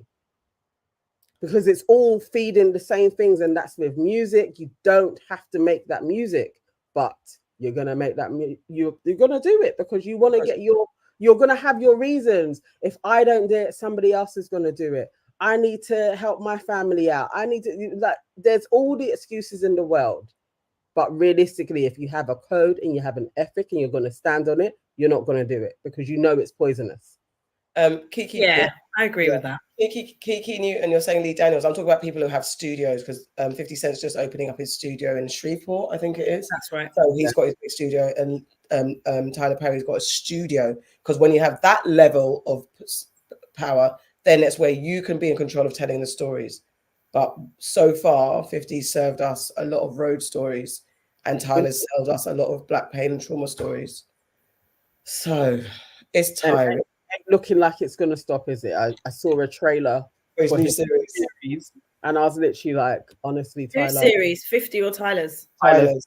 Did you guys see that thing, that link that I sent you? None of you commented. It was basically of a wig that in one of Tyler Perry's films, and it was a guy, and he had a wig on, but when you looked at it, it was like a shower cap around here. Yeah, I mean, his wigs, I missed that one, but his wigs, that's the part where, because I'm like, I don't understand. We've talked about Tyler Perry many times, and this is a slight digression from the thing that we're talking about black boys and what their image is of being black and what that is and where their anger goes. But then we're looking at the trajectory because it's about power, isn't it? Yeah. And being able to rebrand the stereotype, because if we have people in power that are telling stories like Tyler Perry and 50 Cent, they can contribute to changing the landscape of what it means to be a black boy or a black girl or black people. They contribute to the landscape of changing the narrative. If they wanted to. Yeah. Shapers of culture do have a lot of power. Like, honestly, it's these types of conversations that really reaffirm me as to why I'm doing this. Yeah. It's like you have to keep on talking, and then you want to grow your magnitude to be a force, to actually be able to speak on things and change perceptions. Yeah. It's like there's so many people that have power, and I am like, you're just chatting shit. You're not here to change anything. You will leave, and we are going to have the same culture going on. It's going to be the same shit for another generation of people. But things can actually change. Like movements, youth subcultures do actually shift things. Even with activism, it's like they can really change a generation of people that are galvanized behind something and rail against it. It can do so much to change a culture.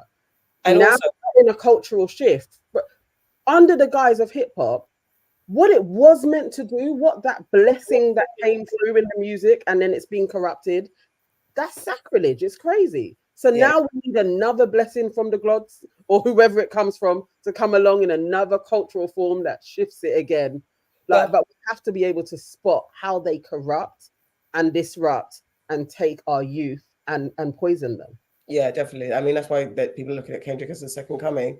Yes, Emma S, Shonda Rhimes, Issa Rae, Ava DuVernay, and even Oprah Winfrey, they are movers and shakers in their own right. And Monica says, controversial, Supercell, I wasn't feeling the crime storylines, and this is why I actually wasn't feeling the whole season 1. I know what she means, because I was watching it. I didn't like the whole taser. I didn't like how violent he was. But I suppose it was kind of, they're showing this way, and then they had the total opposite to somebody like Taser, you know, like the I can't remember the lead character's name. Michael. Was it Michael? Yeah. So this is a man who is with a woman, and he's in a successful relationship. He's got a job that he, you know, pays his bills. His woman is in a good job. All of these things. So I think, and then his friend owned a restaurant. So I think with Supercell, he was trying to show just how different Black people can be in the situations that they're in. But I didn't like the violence either. It was it was a lot for me. I also felt, when I first watched it, I was like, shoosh, where's it going to go? Then I like the evolution. And I think with Taser's character, spoiler if you haven't seen it, by the time we get to the end of the series, you see his mind starting to shift, and there was a bit of a reality to him. So I kind of, but then I thought, am I justifying it? Because he could have easily have been a boy on the outside of that. He could have been a boy that's avoiding that, and there could have been a storyline where actually he felt like he had to, or something. There could have been a way that he wasn't that guy. Well, I think we saw it, didn't we? Because we saw him change his mind. Because spoiler alert again, in the scene where he kills Michael or stabs Michael, and then Michael goes back in time, and he changes what he says in one respect. He then leaves him alone. So it's like you said, Nana, before when we were talking about violence and the action of it, and it having somewhere to go, and anger and the action of that, and it having somewhere to go. I suppose that in a different scenario, people would act differently. And in different set. I think that's probably like my biggest criticism of Supercell, because the overall objective, I love what he was presenting. Brilliant, yeah. And it would have been 10-10 if he didn't have that road element in there. Yeah. Even because obviously they got to fight against this power, so there's going to be that part is different, I think.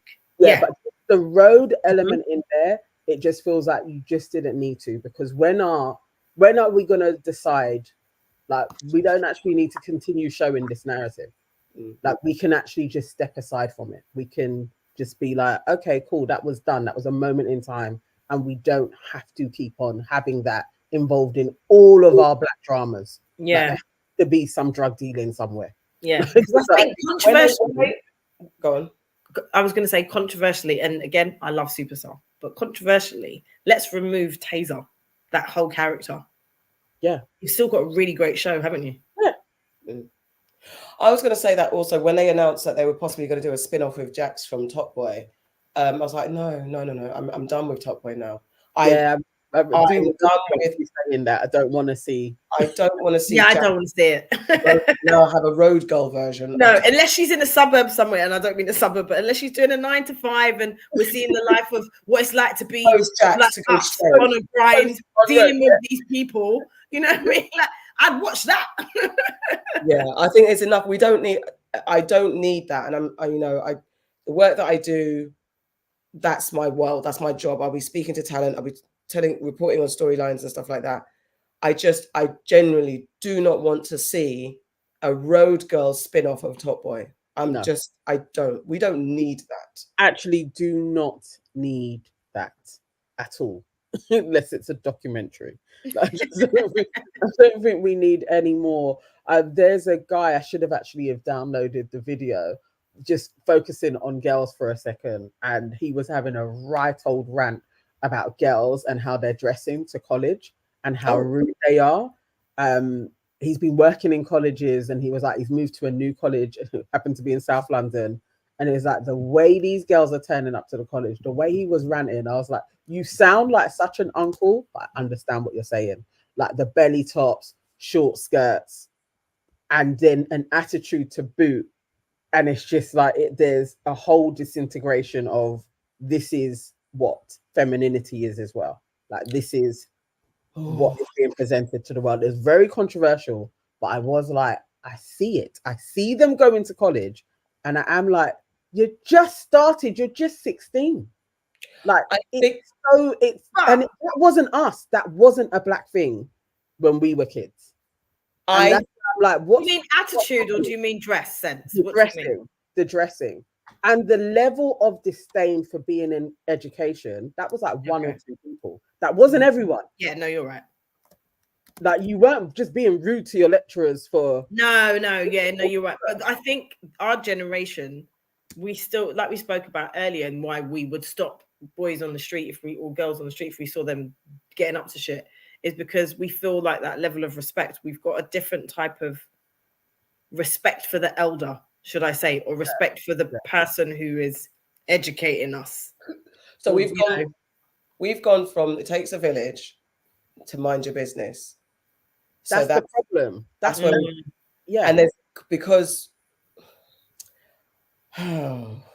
But I'm blaming us. This is literally like a lot of this is our generation to my sisters, like literally like the 50-year-olds down, who were rejecting a lot of the ways that our parents were bringing us up, and were bringing up children to be, it's a little bit more looser. So it is like, this person, you ain't got to call them auntie. There was lots of things that kept a community going that our generation railed against. And then you have these kids who are like, I have autonomy over my body. I'm on the same level as you. It's how I want to dress. It's all of that. And it's actually our generation that has done that shit. I think because it's always when you rebel against the oppression and then you take it too far, and it's a problem. Like, I'm gonna say something. God, don't cut it up. So it's like fighting against segregation, right? So and just being able to be a black person with your rights. So then you push against the system, and then you do too much. So it's like, yes, we want to be free, but then that emulation of the white person thinking that life is better, so we aspire to that too much and it's gone too far. Again, you want to be free from oppression. You don't want to be children are seen and not heard. You don't want children to be being abused and have a silent voice and beaten, whether it's physical, sexual, whatever. You don't want that. You don't want to be giving authority to a human being, to an adult. Just because they're an adult, I've got to call you auntie and uncle, but you're also being a pervert, or you're being aggressive, or you're actually just being disrespectful because you think I'm not worthy as a human being just because I'm younger than you. There are some things that are in place traditionally, and especially when you're bound by religion and traditional rules that, again, oppress women. Talk about girls, our sexual liberation. In the 90s, dare not talk about me wanting to have sex with a guy because I'll be scared to be called a slag. Dare not talk about oral sex. I'm a slag. That was such a thing that bound black girls, especially. I know maybe other communities, but especially for black girls, dare not. And in the UK, we don't do dating. You saw one guy, that's it. You couldn't be like on a multiple date because then you're a slag. You're a slut. So we had so much oppression from culture and tradition and religion. There was a need to push against it, but now it's gone too far. And then wider society is like, again, as you said, sensitivity, mental health, my identity, my rights. And yes, you deserve the right, but you've also got to have some sort of fucking boundaries to understand how to navigate this world. And it's too much. It's gone mad. Do we sound like aunties? There's no balance in there. There's railing against something, and it doesn't have to, because everything you said was in extremes. But not every adult that you come into contact with is the extreme of that. They are not all being oppressive. They are not all being sex deviants. And so when you rail against all authority, like it is the worst form of it, you get the other side. And that's the same, like, why can't fashion just have a medium range? Like, why can it not be, okay, so at one point you was called a slag very easily. Why do we go to dressing like what people were saying when you were in jeans and a little top, you were a slag? Now you're going to be in a belt and a bra. Like, why does it have to go so far? Why can't there just be a medium range of, I want to dress how I want to dress? And it's not individualism, because people are dressing very similar. They all have crazy eyelashes. It's all a formula in a fashion, and it's being sold to you. So you're still being a commodity. You're still, it's not you, because you still have a type. There's still something that they're pushing. Did you guys see at Carnival, like, girls wearing these little... The crochet? No, not crochet. They look like rah-rah. You know, like the things... Yeah, the little ruffled shorts. Yeah, shorts. But the thing is, there's a line where, okay... No. Go on. I was going to say, what is that? It's, you know, I can see all of your bum. Yes, like all of it. There's that. There's the outside. But then again, because we've got we've got our rappers, girly rappers, who are talking about all the things because it's in the name of female empowerment, but it's not. It's just dirty. It's too much. I'm an auntie now. Do you know what? I'm leaning. Idris off the screen. Oh yeah, we gotta get. I saw way too much pom poms at Carnival. Yes. Yes. Yes, Yvonne, you're right. Do you know what? Do you know what I saw? There was a young lady as I was walking into Carnival on the Sunday. She had on string tight body. Her boobs were hanging out. Her bum was hanging out, and she was with her child. And I looked, we were walking like that to each other. So she looked at me and says, "Is it too much?" And I was like, "Sis." What? She said it to you? She must have saw you looking at her. It's You like must have looked at her. I was trying because I saw her from You a looked at her some distance. type of I way. saw her You from a did. distance, and I tried to keep my face neutral. I You couldn't. tried. So maybe I just a little kind of like, I don't know, my face might You have gone did. like that. I might have done cartoon eyes. I tried to keep my face neutral. I was like, but the and not to be sizist, but she wasn't in the best body shape either. Not that it makes a difference, but it makes a difference when there's more flesh to be exposed than less flesh. I love And when you say not that it makes that, it does. The point is, we know the shapes of the bodies sometimes. It was a lot of shape. And to be fair, there were two girls in the same No, way. but can I say something? For me, yeah, I only want to. This is me being an auntie a bit. I only want to see lots of skin if it's in masquerade at carnival. You see, like if you've gone and you're like the masqueraders, the stuff that they wear, Yeah, like, and I don't care what size you are. Yeah. But for masquerade, that's I don't want to see it on you're just walking down the road. It's such a weird way because wear what you want, sis, go off. But she said she was going back to Peckham. She was in West London. I promise you, girls, there was cut on her butt. So you know what I was thinking? You're going to sit on the train with your cheeks exposed to the seats. So whether your vagina might catch a little taste of the seat. You're with your child. So to me, do what you're doing. Possibly do what you're doing. If you feel comfortable and you want to wear that, fine. She said to me, "Is it too much?" I said, "Sis, do what you're doing. It's carnival." All I said to her, "Get home safely." I said, "Sis." Is that what you said to her? I said, "Get home safely." Roughly. Bro. Between say 25 and 35. There was a range. I can't really remember her face. She said, "Is it too much?" Simmer said, "Come on, aunties. Were you not emulating Little Kim in your college days? I had the big shades, short skirts, and coloured faux fur coats. I was. I wore the shortest. I was skinny though, so there's that. Not just again, not size, but I was skinny. I was a size 6'8". I wore the shortest shorts. I wore Knickerbocker. There was a shop called Knickerbocker. I would wear the Knickerbocker shorts and a t-shirt that matching. It basically was underwear, but it looked like an outfit. I have done that. I have worn raunchy clothes. What I will say is, because I used to wear hella short skirts as well, but what I will say is my bum cheeks were not outside. You couldn't see the crack of my ass because it's not just bum cheeks. What you see is like the shorts are inside of the bum, and you see the part, you see the crack, you see it where it's inside of the bum. Look at me, look at my face. I don't see that. It wasn't like that. Even like when I think of, I only had a couple of like batty riders. It was still like 2 inches off of the bum. Pony printers. And I would always have like, the string vest skirt around it. Like there was always 2 layers. Like I was never really even just out there in like pum shorts. Like unless I'm on holiday, that's not really how I would go to an all-dayer or carnival. It would always be with something or an A-line skirt. A-line skirts, I battered. Me too. Me too. That short. These guys I'm literally seeing cheeks. I did not see cheeks in the 90s. I weren't seeing cheeks. That's what I'm saying. I can see the crevice of your ass. And it was only to the extreme of like certain videos, whether it's American videos or dancehall videos, where they'd go a little bit more risque. But you also knew that was like, that's there over there. I did see some risque, like we'd have the cut up leggings. Some people might wear one leg and things cut out and a boot. We did have some, but it wasn't as en masse as it is now.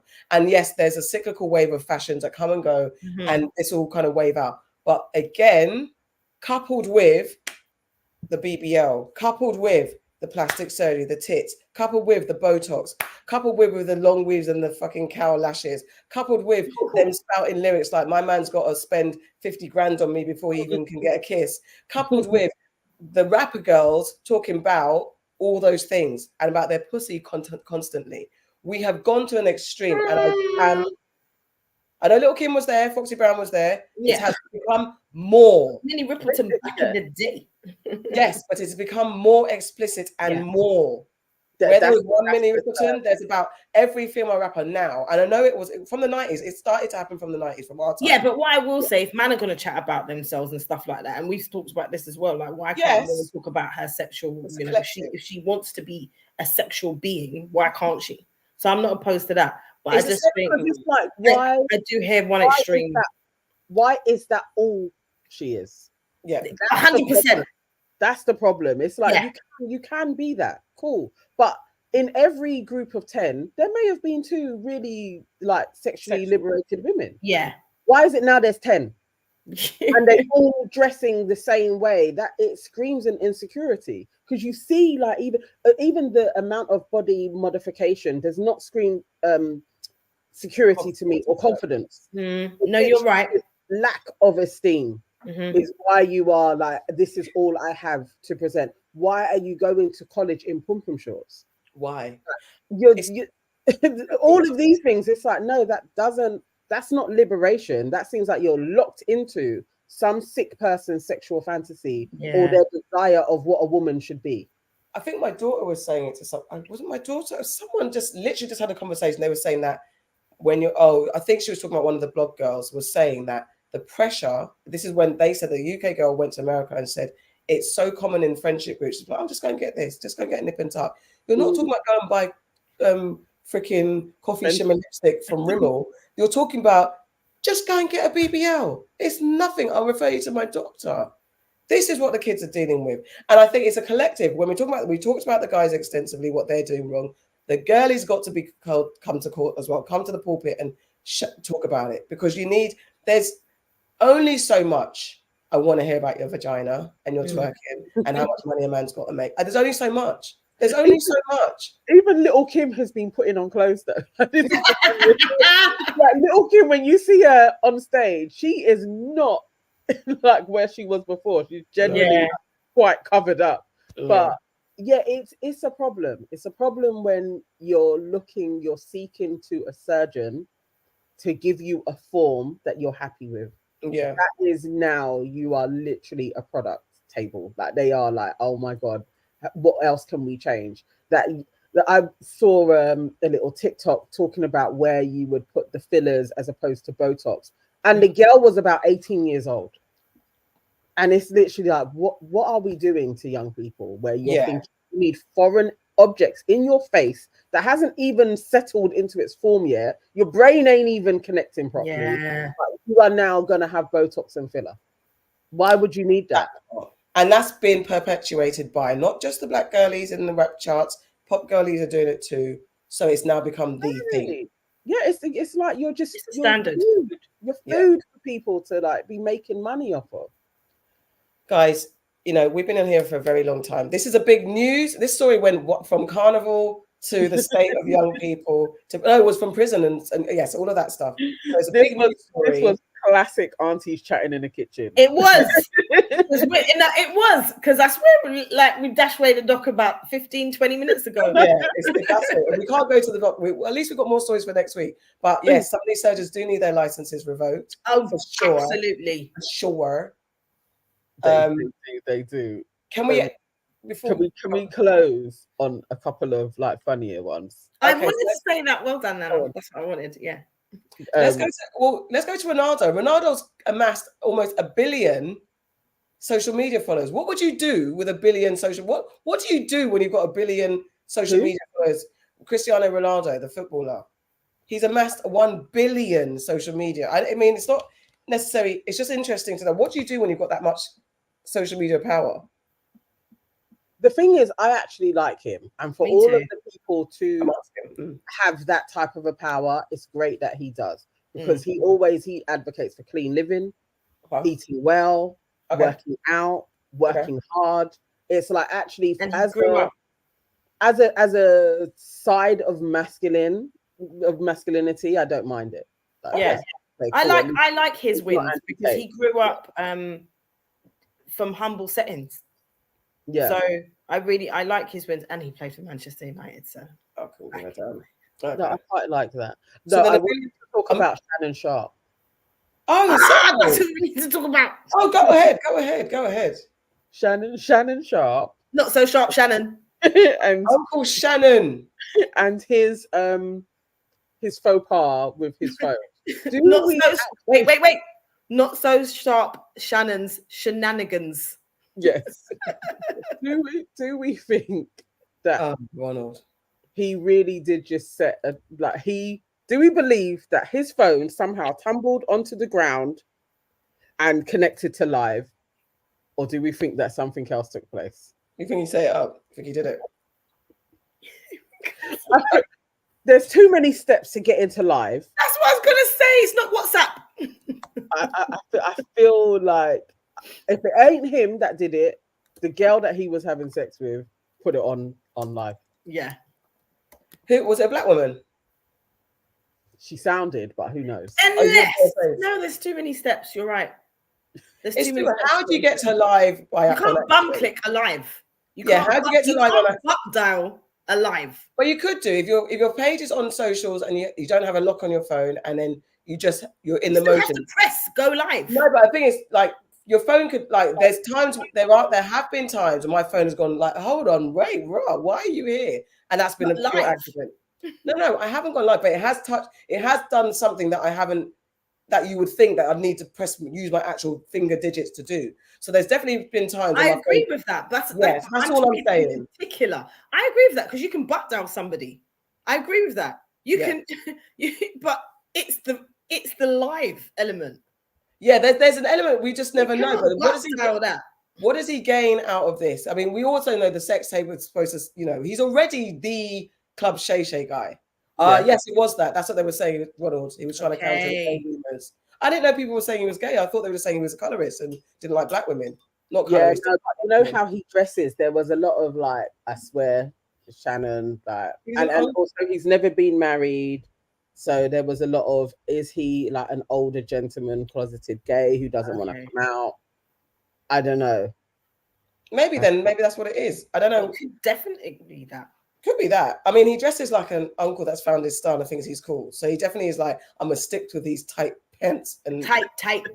That doesn't denote sexuality to me. That denotes I'm just talking about he thinks he's stylish. So the peak uncle that's got a run in his clothes. Yeah. I don't know, man. It did tickle me. He also didn't lose his job. Oh, he didn't? No. ESPN said they are not going to punish him in any way. I suppose they can't if that'd be wild if they did. Because it's like you're getting sacked for what you're doing in your own bedroom. It's not like he was making a porn.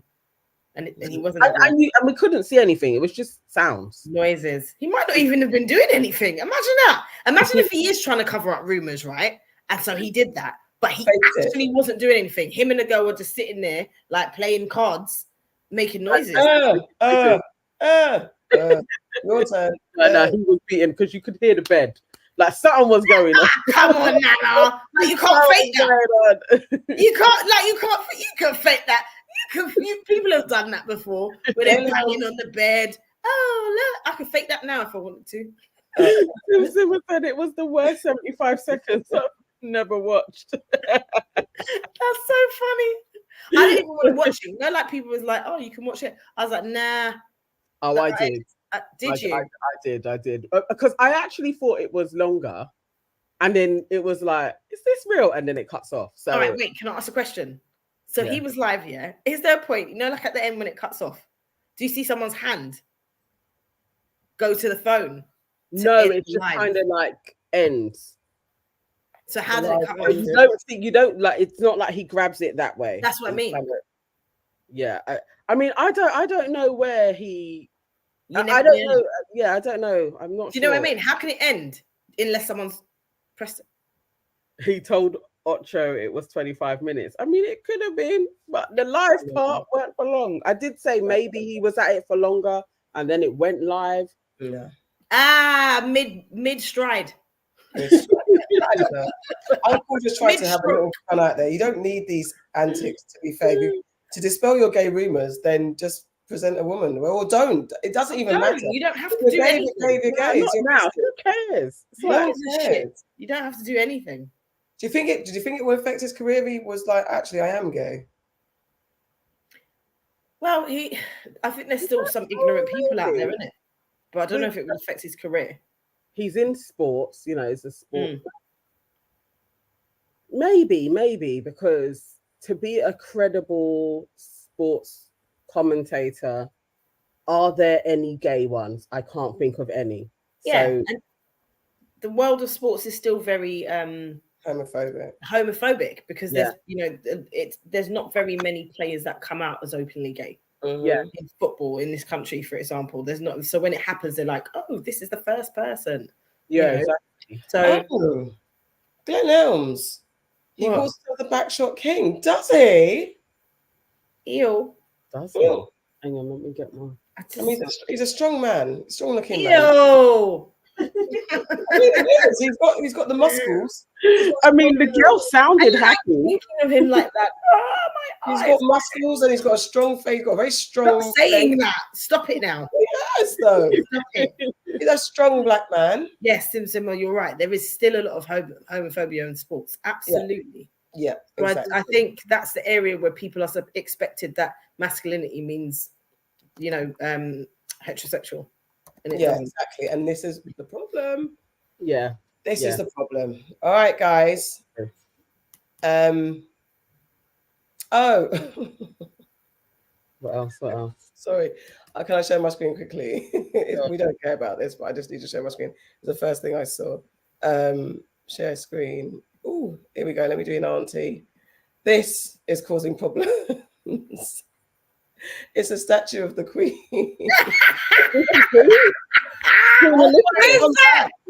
Where is it? There we go. Where is that? The new statue of the Queen is causing problems, divides opinion.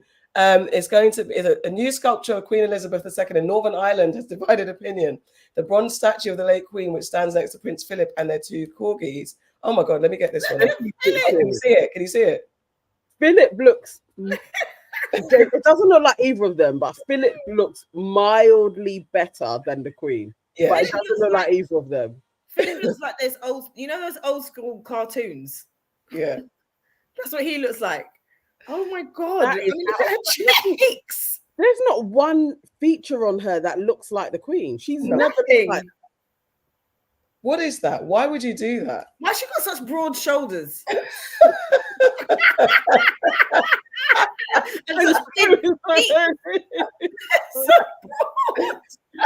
that is out of order. Northern Ireland, they know what they're doing. Do you know what it is? They're taking the piss. They're like, is it? That's what they're doing. Oh, they want freedom. They're taking the piss. Oh, sorry, that's what that is. That's why that statue looks like that. They don't want to be part of the UK. We ended on a high note. There you go. That's jokes. Yvonne says, did you see the video of the female rugby player calling King Charles bruv when she met him yesterday? No. Find it now. That's pasty. I love it. Well gone, bruv. I love that. You need to find it. I want to see that. I did not see that. I did not know about it. She called him bruv. Fair dues. Someone asked which Queen? Queen Elizabeth. Northern Ireland were taking the piss. They were. They knew. Just like the painter, just like the artist that did the portrait of Charles, where he looks like a demon and he's burning in hell. Yeah. That artist knew what he was doing. This sculptor knew what he was doing. It's still better than what was it the Kenyan statues that I found last time? Oh no, those were crazy. Awful. Oh, Yvonne said it was on Shadeborough yesterday. Oh. Didn't see it. But yeah, guys, if that's all, someone tried to ask about Tyler, but if we start on Tyler, we will never finish on Tyler. Petty, I'm assuming. I mean, yeah. Yeah. Ronald. Don't even do that, Ronald. Wait. That's an insult to Harriet. That's an insult to Harriet. That's an insult to Harriet, man. Oh, don't say that about Harriet. Yes, says the corgis look like demon dogs and Ghostbusters. They do. Literally the worst bronze. Wasting bronze. Wasting bronze. Simsima also said, Are these statues in Wakanda? That's an insult to Wakanda, mate. Wakanda would never. Oh my god. No, And Mona also said, "Nah, that's Queen, not Queen." He looks like she was black. Let me go back to it. Hold on. Let's see it again. Let's see it again. Oh my gosh. Oh god. Nah, she don't look black. Let me go back to the close-up one. There we go. What is that? That looks like any year 7 drawing. No, That does not even look like the Queen. No, Her nose is so hench. But not only that, I'm sorry, it is so shit. Like, take her head away, even if this wasn't supposed to be the Queen. It's not very good. Yes, It's not just very good. as a statue, this is really Yes, cool. as a statue alone, it's really not very good. But how is that the Queen? But I love that they did this. I love that they did this. Liberties. The Corkies live with Andrew now, do they? I wish they were Hades. They wish they were in Hades. I bet they do. For those of you, shout out those of you watching Chaos. Oh, I love it. I have finished it. I binged it. Me too. I binged it in about 2 days. I don't know how it took you to episode 5 to get into it. No, I hear what I said. I said I liked it, but I wasn't sure. There were some things that I was like, I'm not sure. But it pulled together in 5. I liked it enough to continue, but there was something that wasn't. That I was like, I'm not sure what you guys are doing. But maybe because it's so different from what we understand to be the mythology. No, it's not that. It's not that. It was just literally the acting and the way. Is it? Oh, I loved it.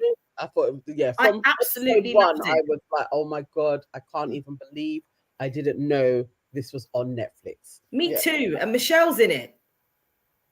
Like Michelle, Greenidge. Sorry, yeah. Michelle Greenidge in it. She's got she's like the taffeta. She's Rinny's mum.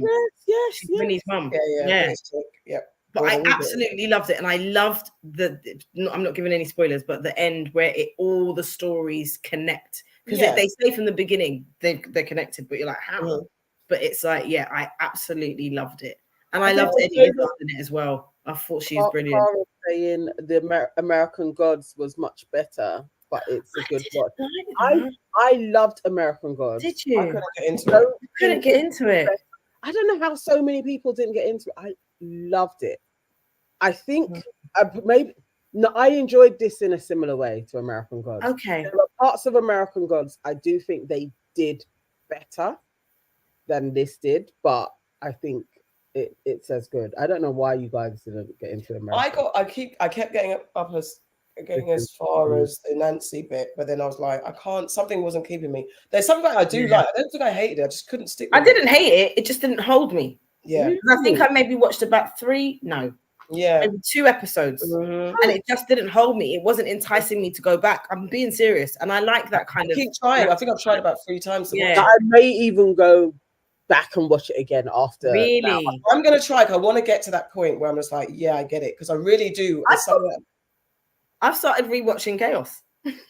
Yeah. I could watch it again, definitely. Yeah. Like when it ended, I was like, no. Yes, me too. And I realized there were bits that I missed. So that's why I wanted to go back and watch it. I was like, okay. Yeah, it's good. It's good. I loved it. I thought Jeff Goldblum. There are so many things that me and my siblings have spoken about. And I don't know too much about Greek mythology, actually. I used to be obsessed when I was younger.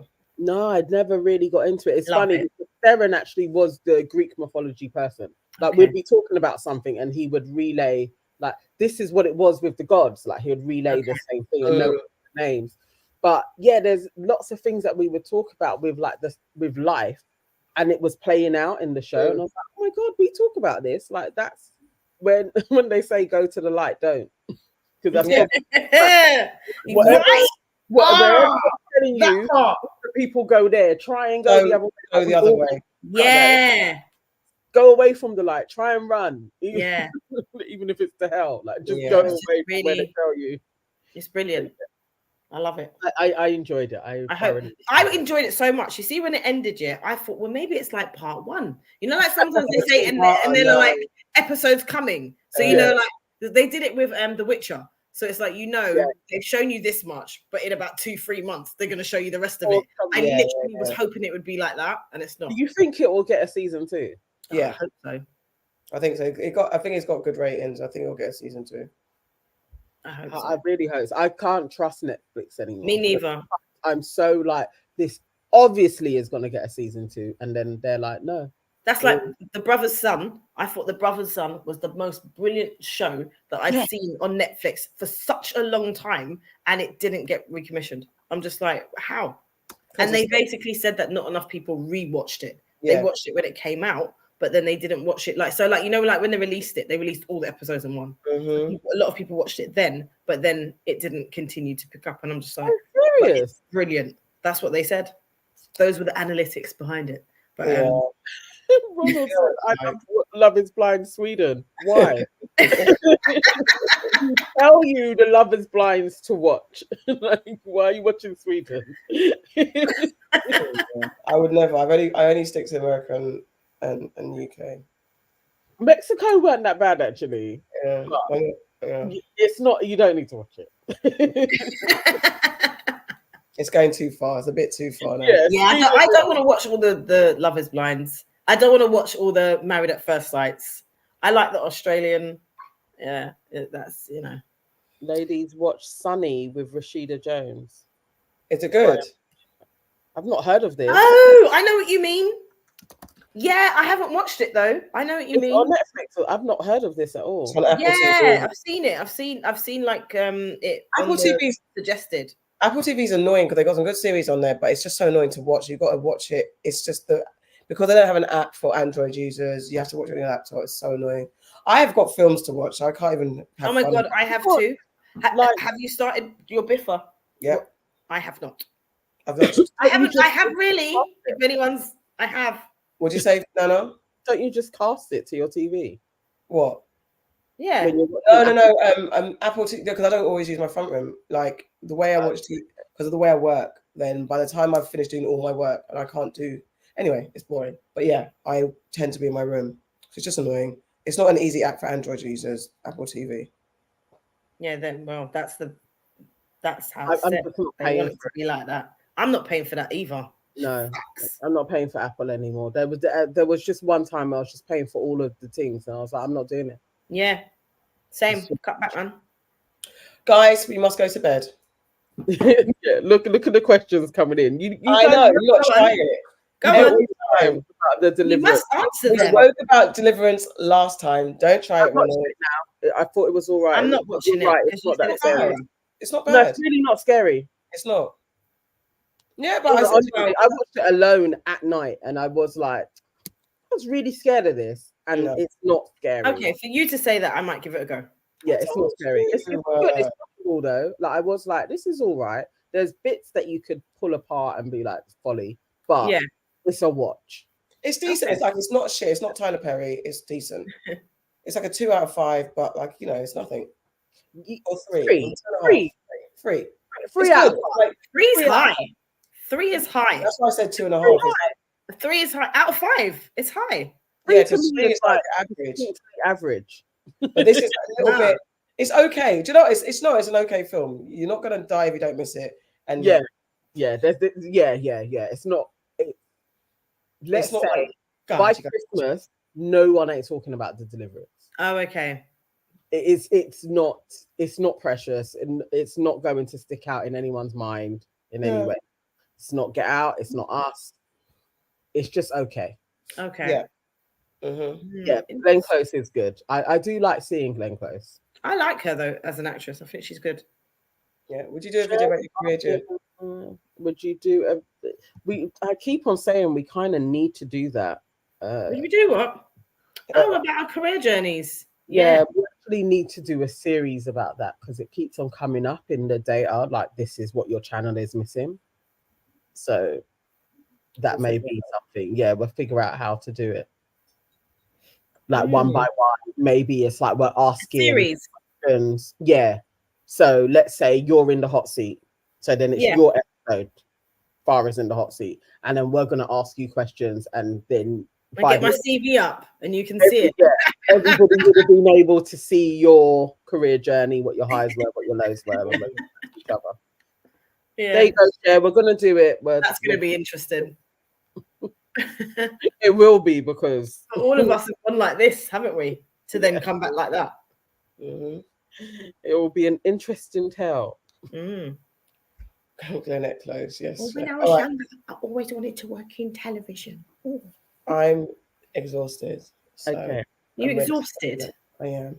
Okay, I've got a second wind, which is good because I'm going to go and potter in my house. Oh God, you love a pot. I do love a midnight I'm potter. in Brighton this weekend, so I got a pack. So. Are you going Brighton? That's nice. We're doing a family trip to Brighton. Nice. That's very nice. If there's anyone in the I know I was going to say something. I'm not going to say it because tickets are sold out, and that would be really bad. I'd have to control the people coming in. But what we can talk and say is, like, if you haven't got a ticket to the Aunties live show, get a ticket to the Aunties live show. Yes, guys, please do buy your tickets. A few of you have actually purchased. Thank you so much. Yeah, it's so cute. I've actually got quite a few people say I'm coming. I'm quite nervous now. I've got people that I know, lots of people I know, like, oh, come in. Yeah, I've been looking at the tickets sales and stuff like that, and it's really nice. The people that are coming, I'm very happy about it.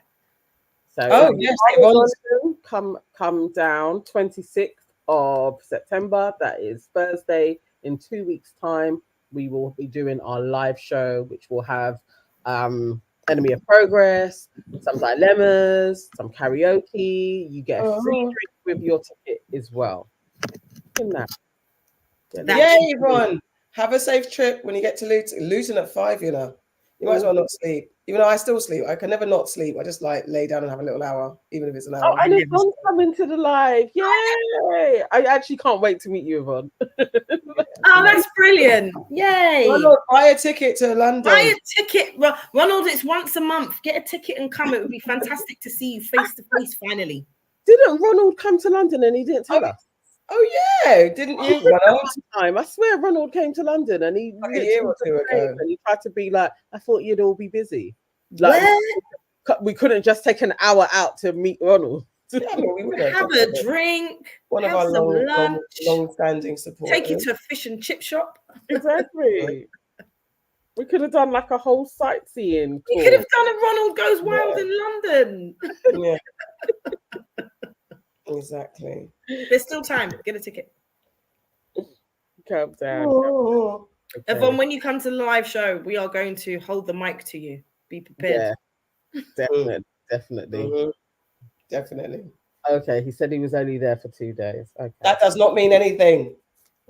we were there all the time, so those 2 days could have fit with our schedules. Next time, Ronald, you have to tell us when you're coming. Yeah. Mm-hmm. Okay. All right. We done, Ski? Yeah. Thank you so much, guys. Thank you for watching, everybody, and joining in. Bye. Next week, Friday. See you. In a hotspot. Bye. Bye.